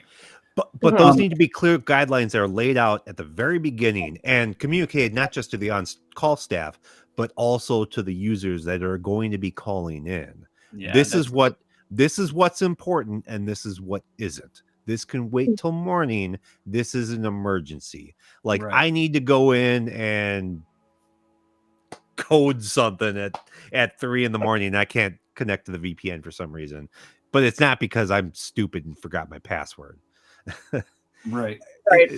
And to address your comment about this wasn't in the job description, welcome to IT. Yeah. That's an unwritten We're part sorry. of the job description in anything that's related to IT. So For the record, you guys got me into this, and I wasn't aware of any of the consequences that I would end up with. only because you weren't paying attention, because I was on call the entire time you grew up. Which is why we're not on call right now, but every single agent has my phone number, and before they escalate things for certain clients, they are directed to call me first, which threw my boss for a loop, and I said, I don't care. I'd rather get a phone call from an agent than an angry email from a client. Well, there you go. Now that's customer centric. That's reasonable. Katie asked the question, what is the pay for on-call? That's the thing, too, is that they never mentioned giving anybody an on-call rate. That's something that we brought up, saying, like, as a group on my department. Just so you know, that's a thing that people are going to be entitled to generally. Yeah, or they're going to say, well, no, that's not my job description. You can stuff it. Right. Well, and there's a couple of ways you can say, well, instead of demanding, I want on-call pay, you can always say, look, now, since I'm using my phone and you're requiring me to have that phone charged and ready and always there, how about a phone stipend, right? That you get so much per month or so much per year to help offset the cost of keeping your cell phone, right? Mm-hmm. So, I mean, there's other ways that you can alleviate some of that cost. How many people are going to be in the rotation? That's another thing. So there's 2 departments. There'd be like a QA department, which is what I'm in. There's 5 of us. But then there's also the call center management team, where there's 2 of them. So there would be 2 people on call at all times, whereas my team would get to be once every 5 weeks, whereas the other team is going to be every other week. Right. And they get paid by the hour. So you as a manager, they get paid. If you get called, you don't get paid. Well, and you as a manager should probably not be in the call rotation. You should be an escalation point, right? Not in the regular rotation, which is right where I'm at. And I would tend towards why should 2 different teams have on-call rotations? And I would actually join them. And now you have a 6-week rotation with the 2 and 4, and the managers from each are escalation points and not actually in the rotation. Yeah, that wouldn't be a bad idea, because it's hard because, like, I focus on client A, right? But another QA agent knows everything about client B. Well, I don't know anything about client B. So if somebody calls me with a question on them, I would have to contact the call center manager person on call. And there should be a real clear sheet that everybody on call can reference and can look and say, oh, this is about this customer. And they should know the questions to ask to know whether it's the right customer and where to route that call. Because you don't want, so whoever catches that call, you don't want them trying to wake up 5 different people to hunt and peck and figure out who actually should get that call to escalate to. They should be able to make one call and escalate this. And if that person has to escalate to somebody else because it's actually above what their skill level is, that's fine. But when it's, I call this person to wake them up at 3 in the morning and, oh, that's not even the right thing. Not even close. And now I have to wake somebody else up and somebody else up and somebody else. No, there shouldn't be that many things where you can't make a nice chart where it's pretty clear. These are the people you call. These are the escalation points for this issue or this issue or this issue. There's going to be some things that surprise you that people call about.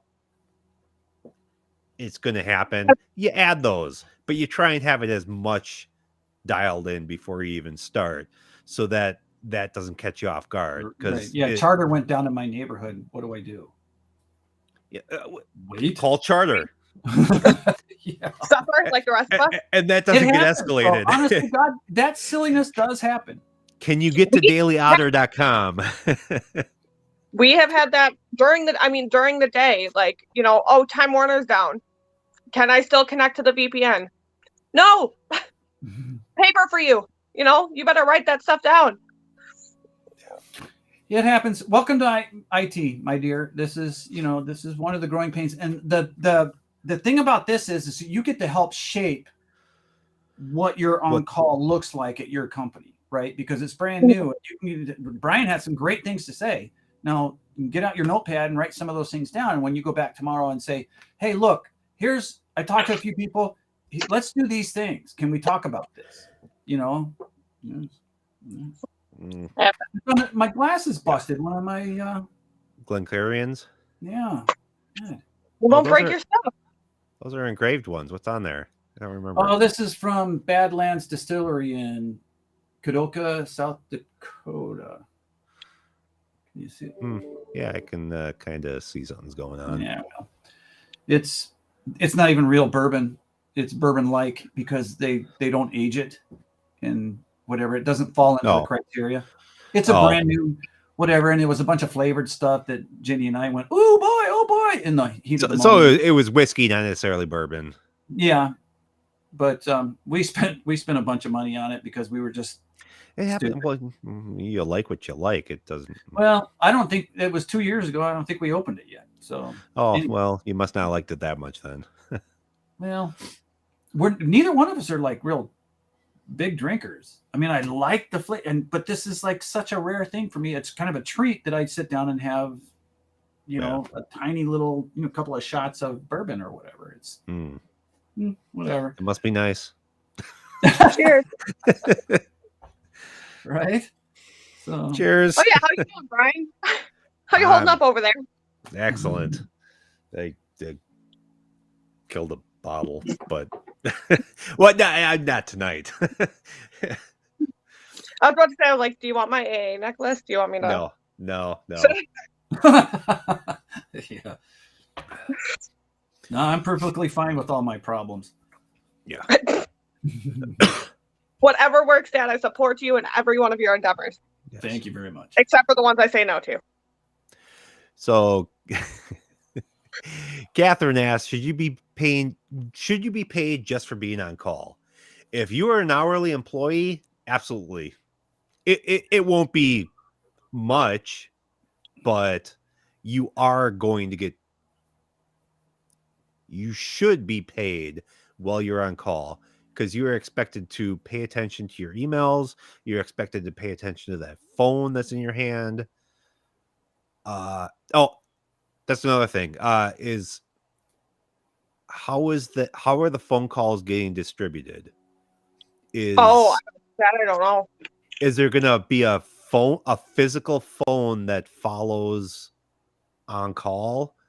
Or I would assume that they're calling our cell phones, because that's how we page out to technicians right now.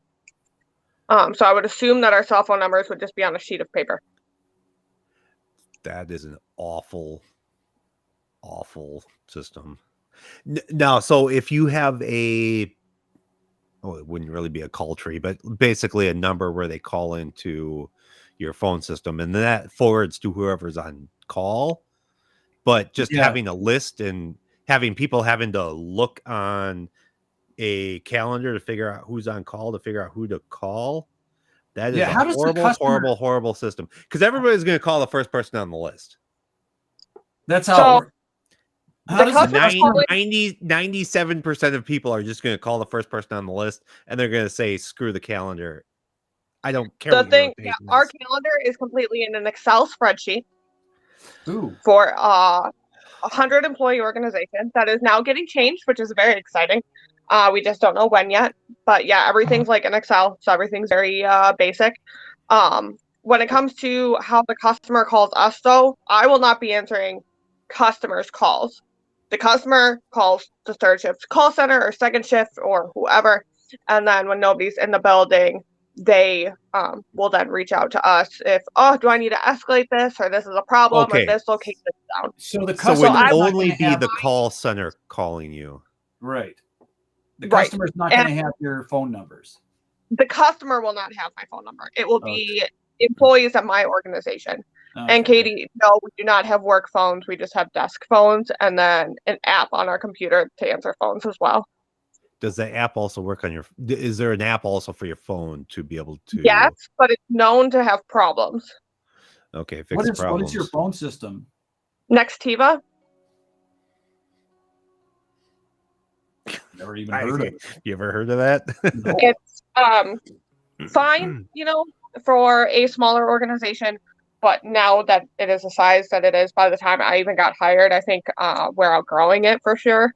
So they're Like- actually a good place to go to Teams or something like that. If they're wanting to have some kind of hosted application, or like Katie said, Mighty Call, or Well, we just got TDS bought out, have so theirs. everything's going to merge into this parent company now. I just don't know what we're getting yet. Right. Okay. Mighty Call. I can write that down though. I make no works. decisions. I can always say stuff. I have a Mighty Call number. Do you? Mm-hmm. You have an everything number. Google number. Mighty Call. well, I'm a coworker of Katie, sort of. So, Okay. because the call center is going to be handling the phone calls, at least you'll have a pre-screening process. They also need to get trained on what is escalatable and what is not. That makes the people calling the actual on-call people slightly less. At least you're not going to be distributing everybody's personal cell phone numbers, but it's still not great. It would be nice to kind of automate that task out of the way and have a single number that even they could call, where it just automatically goes to whoever is on call. Presumably, they know about it. You have a 24-hour help desk. I mean, there's always somebody manning the phones. There's always somebody manning the phone. And are they good? Yeah, Enough. I mean, I do talk to third shift a lot, but I do not have issues with any third shift agents. And Okay. there's one of the two call center managers. One is first shift, the other one's third shift. So, and she's great. Well, this might not turn out to be a very bad thing for you guys. I don't think Yeah, it will be bad, but it's very muddy waters right now. Whereas I'm like, people are calling me. I had half a dyed hair on Saturday, and I got called away to start helping somebody on the phones. It is what it is. But there's other people on the team who don't really feel that way and don't have that same kind of work ethic, which is fine. But now it's just a matter of putting down on paper what the expectation is. I think is going to be the biggest hurdle for And us. that's the key. You guys really need to define what the expectation from on-call is, and just make sure it's there. And like Brian was saying before, just make sure it's a well-documented and well-published. Here's the criteria for call-out, right? This and what constitutes an emergency. What is an emergency, and what you should get called out for, and what you shouldn't get called out for, and have that well-defined and documented so everybody knows and everybody's on the same page. A lot of times, in my experience, being on call isn't as bad as a lot of people think. Although my first on call with the current company, I got called out every single day my first week, and it was hella frustrating. But that led into me forcing some changes at work too, like because they were running Citrix applications from Citrix application servers over the wire over a UNC path to a file server, routing to the file server. It wasn't on the same subnet, anything. So there was lots of delay and this and that and the other. It was just a real problem. Things would get jammed up. Well, when an engineer is on call and he gets called at 10 o'clock at night, every night for 5 nights in a row, things are going to get fixed. Theoretically. My Well, very first on call with, blew a gas. I think it was where we all worked together. I got completely bombarded by a point of sale system going down, my very first on-call experience, and it made me cry. You're welcome. Yeah, well, Thanks. Yeah, I mean, maybe It it was was my probably fault. me. Maybe it wasn't. it was Yeah, probably it very well could have been Richard. He It took was it bad. on a lot more often than I did. I don't know anybody that's worked a call center that hasn't either cried or wanted to cry at some point. Brian, Very were you ever first level support? No, I've never. Had to do You're that. lucky. No. I mean, I came up. Yeah. My very first IT job was first level support, but I was desktop support and phone support. So I had the opportunity to escape the phone systems or the phone calls when I needed to escape. So I was kind of lucky. Okay. There was Yeah, that, call center jobs before. They suck. because they can be good because they keep you on your toes. Like the current one, I haven't had any issues with when I was on the calls, like in the sense of really dealing with somebody who is awful, nobody who's really memorable, in that sense. But again, I can go back to my first call center job with one person who, would yell at you and be belligerent on the phone to the point where my boss actually stepped in and took over, which was appreciated. Like that place, that made me cry. It But happens. I've grown past that and I learned from it, and I don't let people bother me anymore. I keep apologizing for making that phone call, and you just won't let me live it down. Surprised, it was Dad. Yeah. Oh gosh. Yeah. So what Catherine mentioned is something I was going to bring up as well. The advantage of using either an app on your phone that connects back into your phone system or actually going through the phone system is being able to have your caller ID say that you're coming from the on-call number. Yes, and So not your that- cell phone number. Yeah. Well, so Oh. then, I have an issue this week. I call somebody, or I call whatever. Somebody gives me a call back. Now I have that phone number that they called me back on my phone. I have an issue 3 weeks later. That's the number that me as a user is calling. Now you get a call when you're not on call.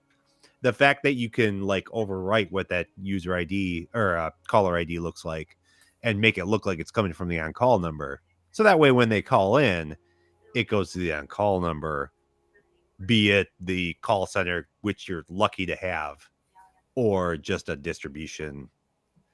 So that is not to be underestimated, because that's kind of sanity for all the people that are in the on-call rotation, not having to have their phone number, their personal cell phone number floating out there and get all those calls when they're not on call anymore. Right. No, I didn't even think of that. That's a really good point to bring up. Thank you. Yep. To both of you. Yeah, because you don't want That's what we're here for. You don't want to use your cell phone to call a customer back, because just like Brian said, because they're going to go, this girl, Shauna, called me and it was awesome. She did a great job. And next week they have a similar issue. They're not even going to bother calling the help desk. They're going to, because they have your phone number now. They've already put Shauna's name in there, and she's awesome. Shauna, no. Yep. I'm going to call Shauna. Awesome. I'm going to call her. I should have put that as my name. Right. And you're going to be in the shower dripping wet when they call you or something. Wow. Like that, Jesus. You're welcome, Brian. Miss you. Oh, jeez. You okay? Oh, yeah. I'll live. Got the cough. That was awesome. Oh, that But was yes. good. Christ, I might have to have one more before I go to bed. Holy shit. Yeah, tasty, huh? Yeah. It's 10 p.m. and you're drinking. I'm concerned about your well-being, Dad. You're getting old. You got to be careful. Okay, that's like the first one I've had probably since August. That's what probably. Well, yeah. Really? Not September? Nothing in September that involves Well, alcohol? no, it was the first. No, he's drinking the Pappy. Yeah. Yeah. Oh. I'm hitting the good stuff, sweetheart. I just Yep. Oh, Jesus. Anyway. That is perfect. me and my vape pen. Yep. Just nicotine and caffeine Hey, at 10 p.m. I lived on that for years. Nicotine, caffeine, and bad gas station sandwiches. Yep. I'm glad for vapes. That's what quit smoking because of them. Yeah, I'm gonna build something for Jenny, I think, too, because she's struggling with that. Or 1 cigarette a month. What's that? I like the Her 1 cigarette a month. Ooh, no, sir. Oh, I mean, really? She's gonna beat you? What's that? She's gonna beat you. She barely inhales, right? But she probably has 4 or 5 a day. It's probably the act of doing it that will get her to. I do the Pashes, and they have their mint ones are really good, but there's some brands that just straight up are awful. Like Mr. Fog, you can't breathe through it. Jewels are fine, but they're piddly. They're just dinky little. And I have plenty if you want one of those, because I kept losing them. I'll build her some kind of mod, a small one in whatever. I'll wind her coils. Yeah, it's the act for somebody that only smokes 4 or 5 cigarettes a day. Yeah, it's the routine. The routine, yeah. It's not necessarily the movement. nicotine, Yeah. and the nicotine is the least bad part of that. Get a vape, and you're still getting the nicotine if you want it, and you can taper down. I mean, that's what. Well, that's what you and me both. Me and Katie, yeah. And that's how we gave up the analogs. So yeah. So yeah. See, I'll keep it and put it in the credenza. Don't smoking them coffin nails, I see, hey? Yeah. You put those down, kid. They're gonna kill you. You don't want to do that. Kid, you're bothering me. Here's a quarter. We have 2 shift robes at the house, and whenever I say the word shift robe, I hear you guys talking about a credenza in the background because it sounds like fancy furniture. My shift robe fell over and bumped into the credenza. All right. Yeah. We're my phone's about to die. We're getting stupid right now. Yeah, it's about time to wrap up.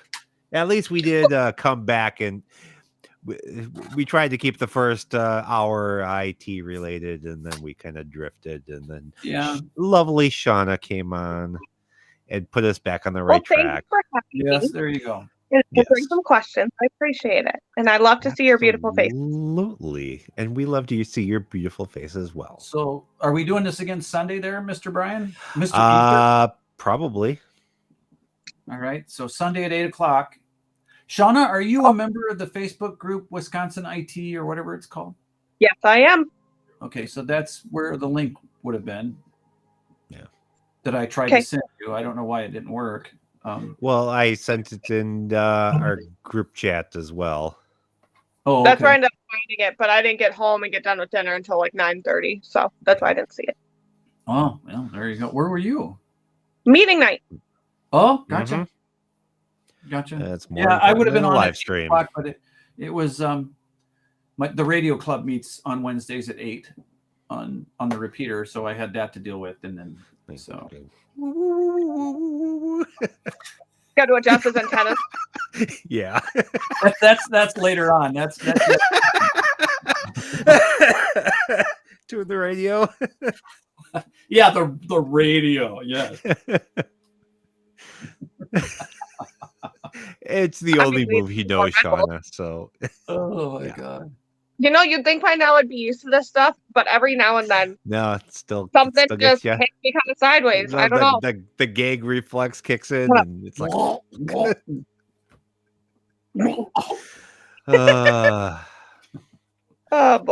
That is well. Awesome. You guys have a lovely evening.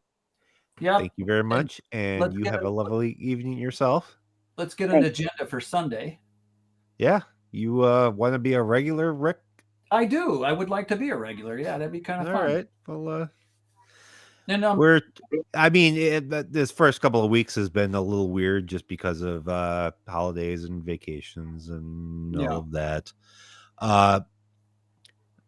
Tentatively, it's kind of like 8:00 on Sunday nights, just because that seemed like a convenient night for everyone. And looking back at our on-call experiences and our personal IT ops experiences, that was kind of like the slow time.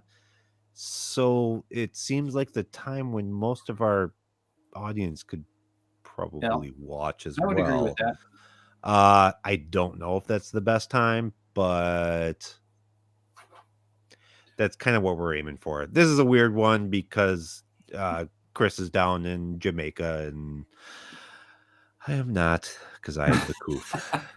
Yeah, I'm gonna give you a call tomorrow. I want to ask you about your equipment because it looks like is that a Blue Buffalo or whatever that mic is called? I can't remember what, or Blue Ox or whatever it is. Oh no, yeah, this is this is a real microphone. Is it? Yeah. So Okay, because it sounds amazing. So well, that's very good. broadcast quality. Are you leaving? Does this Yeah, I'm sound trying. amazing? My phone's gonna die. I'm at 30%. Right. Bye, Shauna. Bye. Love you. Love All right. you. Love you. Bye. Love you. So yeah, it sounds amazing. Yeah, but it's like a $370 microphone. oh, that's actually not bad. You'd be surprised at what I spend on microphones for the radio But equipment. yeah, I believe it. So Yeah, it gets ridiculous. But does. yeah, I mean, you're 4 minutes away. yeah, You could stop by and see what's going on. I wouldn't recommend going as crazy on the camera. I mean, but the camera that I've got seems to be doing a pretty decent job. It's not the best in the world, but we're gonna set up actually because, like I said, Jenny wants to do some vlogs or video podcasts or something like that. So that backdrop that we had at the wedding, we're gonna set that up and get a reasonable camera and microphones and things and like I have that. backdrops and I have spare cameras coming out the wazoo, and I have green screens and I have microphones, I have mixers, I have capture cards.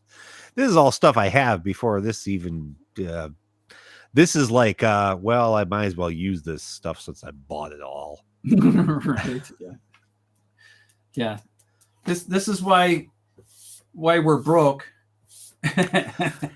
And then when we finally get to where we're not broke anymore, then we decide, all right, new hobby. Yeah. So that's awesome. Yeah. All right. I mean, the camera in front of me is a Canon R5. I mean, plus That's lens. a camera? Yeah, we're talking about $4,000. Yeah. Well, I don't know if it's my side or your side, but you're pixelated, so I don't know if it's bandwidth issue somewhere. I don't know. That's and now weird. you're great. Now it comes in really great, and every now and then you freeze right up. Oh, that's weird. Shauna was dropping out as well. I know I'm 6 out of 10 on my network connection based on Restream. So who knows? Yeah. Oh, now it's full green again. So something must be going on. Yeah. Whatever. Yeah, I keep dropping up and down. Well, I have that Spectrum business class. I've got 940 down and 35 up. That 35 up just ain't enough.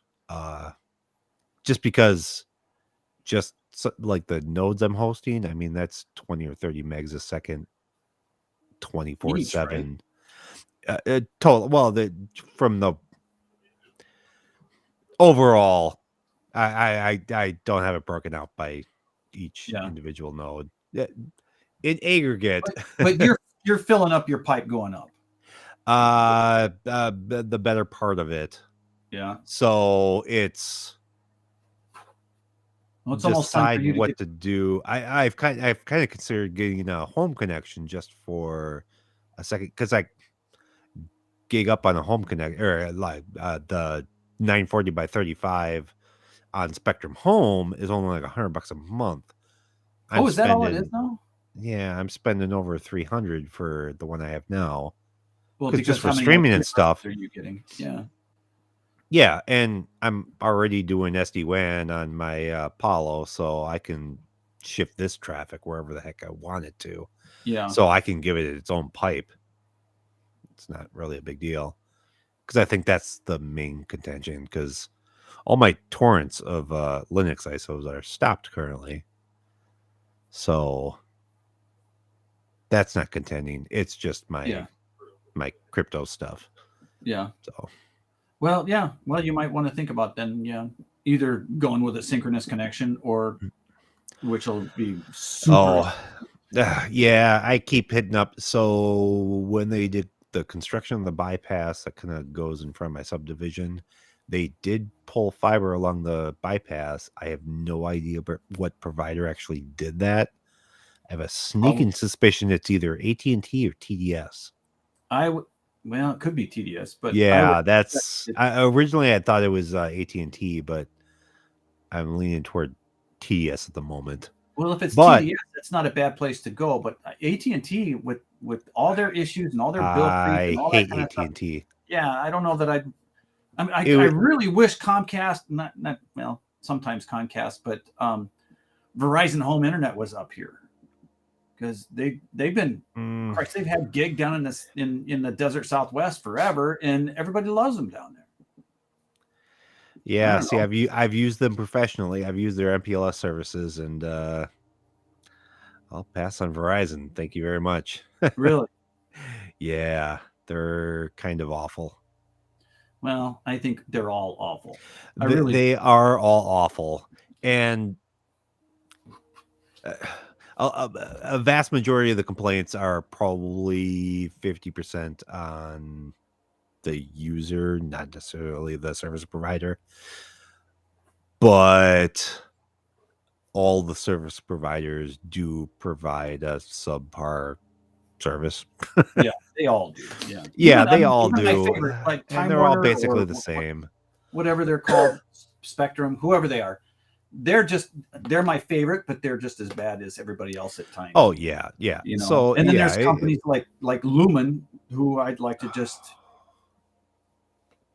if I could fire them, I would, but they're pretty entrenched. And I have a customer that just recently deployed Lumen SD-WAN, and it's kind of hot garbage. Yeah, that's a big pile. They have no idea what they have at any of our locations, and I keep having meeting after meeting after meeting with them, and they can't tell me what I'm paying for, and I'm like, I'm going to shut it all off just to see what happens. Yeah. So what's worse that can happen? But yeah, right. So and AT&T, they had that Sonnet in the area. Yeah. And they were riding that T3 connection over the Sonnet, and we killed the T3 connection, and we said, okay, kill the Sonnet. And they're like, well, no, there's a third party on there. We can't kill it. Well, who? And that's not our problem. Like, I'm not using anything. Well, and that's what you're in the loop. Well, I mean, you shouldn't be getting billing anymore, but they're going to want to keep their equipment on the loop. Right. And it's going to be like, oh, okay, well, how much do I get to bill you per month for the electricity? Well, they say that we're using the third party is for us. And I'm like, no, it's not. Tell me who the third party is. And that might have been the case when previous customers of yours had the dual MPLS. Maybe. But not anymore. But all that stuff is supposed to go away. We've gotten rid of all the PRIs. We've gotten rid of all the fax lines that we had in. There's nothing there anymore. There's no digital phone lines. There's none of that stuff anymore. And they refuse to turn down the circuit. And I've emailed them like, I don't know. Are they still billing you? Yes. $4,000 a month plus. And finally, they just don't answer our emails, or they don't answer the phone. I mean, I'm just thoroughly upset about that. So that doesn't sound, because Lumen is who bought L3, right? Yeah, they were, what is it, Cyberlink, and then they bought Level 3 bought Cyberlink. Okay, then Lumen bought L3. Oh, I thought Cyberlink bought Level 3, and then Lumen bought the whole shit-a-marie. They bought the whole show. But at any rate, this is AT&T. I mean, one of the biggest companies on the planet, and my little company's going to go toe-to-toe with those people? I told the controller or the CFO, just get their legal team on it. So and then have our lawyers call their Shut lawyers. down the equipment. I could, but I could, I suppose. Well, is there anything of yours still connected to it? The only thing I can think of that might be writing this on it are the people downstairs in the HQ building, those other companies. Why would that I don't your know. problem? Rick, not know. I don't know. We Wh- can't wh- find out. They won't tell us what that third party is. Well, when their Sonnet ring goes unidirectional, they'll figure it out real fucking quick. Yeah. I mean, why do you need to pay $4,000 a month to keep some other customer of theirs up? That doesn't make any sense. That's the only thing that I think of that I can think of that it would be, because I'm almost positive we canceled everything else that's riding over that ring. And I don't know. So, and if I knew exactly which one it is in the AT&T cabinet, I'd pull it. Well, yeah, scream test. Figure out, because at this point, I mean, why should anybody else be running on your circuit? That doesn't make any sense whatsoever. Well, I don't know why we would have to pay for a Sonnet to start with, right? A Sonnet is, I thought that they had a Sonnet. It was AT&T Sonnet in the area, so they could deliver high capacity internet lines, right? Yeah. So that's what I thought it was supposed to be for. Why we might have been the first customer years ago to go on it, but it's a transit, for Pete's sake. Why am I having to pay for the transit? All I want is the Ethernet handoff. That's all I asked for. Whatever. Yeah. Or, well, the DS3 or Yeah. they had.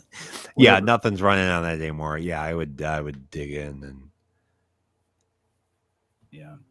But I don't want to pull it and it actually truly be that garbage down, or those companies downstairs. And I don't want to cause them any kind of outage. well, why? So at this point, why is that your problem?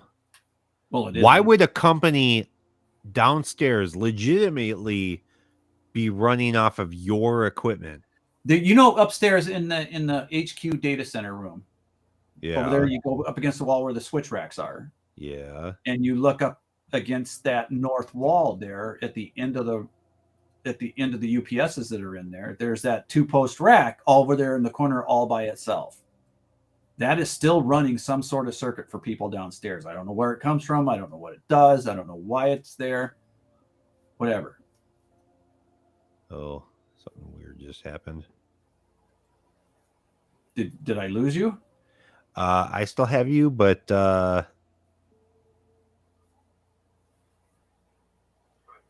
the tab that Restream is running on just kind of refreshed and flaked out. Oh, well, let's call it a day. Yeah, I don't actually have the controls to stop the stream anymore. Oh, no kidding. But I can still hear the background audio and I can still hear you. So clearly the connection is still there. That's really There's odd. something still there. Well, I would imagine if you reboot your computer, this live stream will stop. That is a solid assumption. Yeah. Yeah, all right. I have zero control over it on this. Yeah, end. I wonder if the stream is actually still going, if we're just talking to each other. Well, what the hell? Let's just see. And let me. Well, what the hell? There we go. Yeah, it's on. Huh. All right. Yeah, it's a little delayed, but Yeah, that's normal. yeah, about 10-second delay, which isn't bad. But yeah, how weird. Oh. There we go. Yeah. That's odd. All right. Well, it's probably time to hang up anyways. So, I mean, we're past the 2-hour mark. We tried to do an hour of relatively IT ops centric material, and then it kind of goes off the rails. So, I mean, Well- like I said, we did bring it back. Shauna helped bring it back, so Yeah. that was actually relevant content. But So, well, let's After get an that- agenda. We'll get an agenda and we'll try to stick to it. yeah, Right. yeah, and we'd be glad to have you as a regularly scheduled guest. Excellent. Cool. Yeah. That way, maybe one of these days I can actually be an oops something real Ops. person. Oops, origami. All right, Brian. All right. Have yourself a good night, and I will talk to you later. All right. Yeah, you'll talk to me tomorrow. Guarantee it. Oh, yeah. Yeah. We have a meeting tomorrow, don't we? All right. See you guys later. All right. Bye. Bye.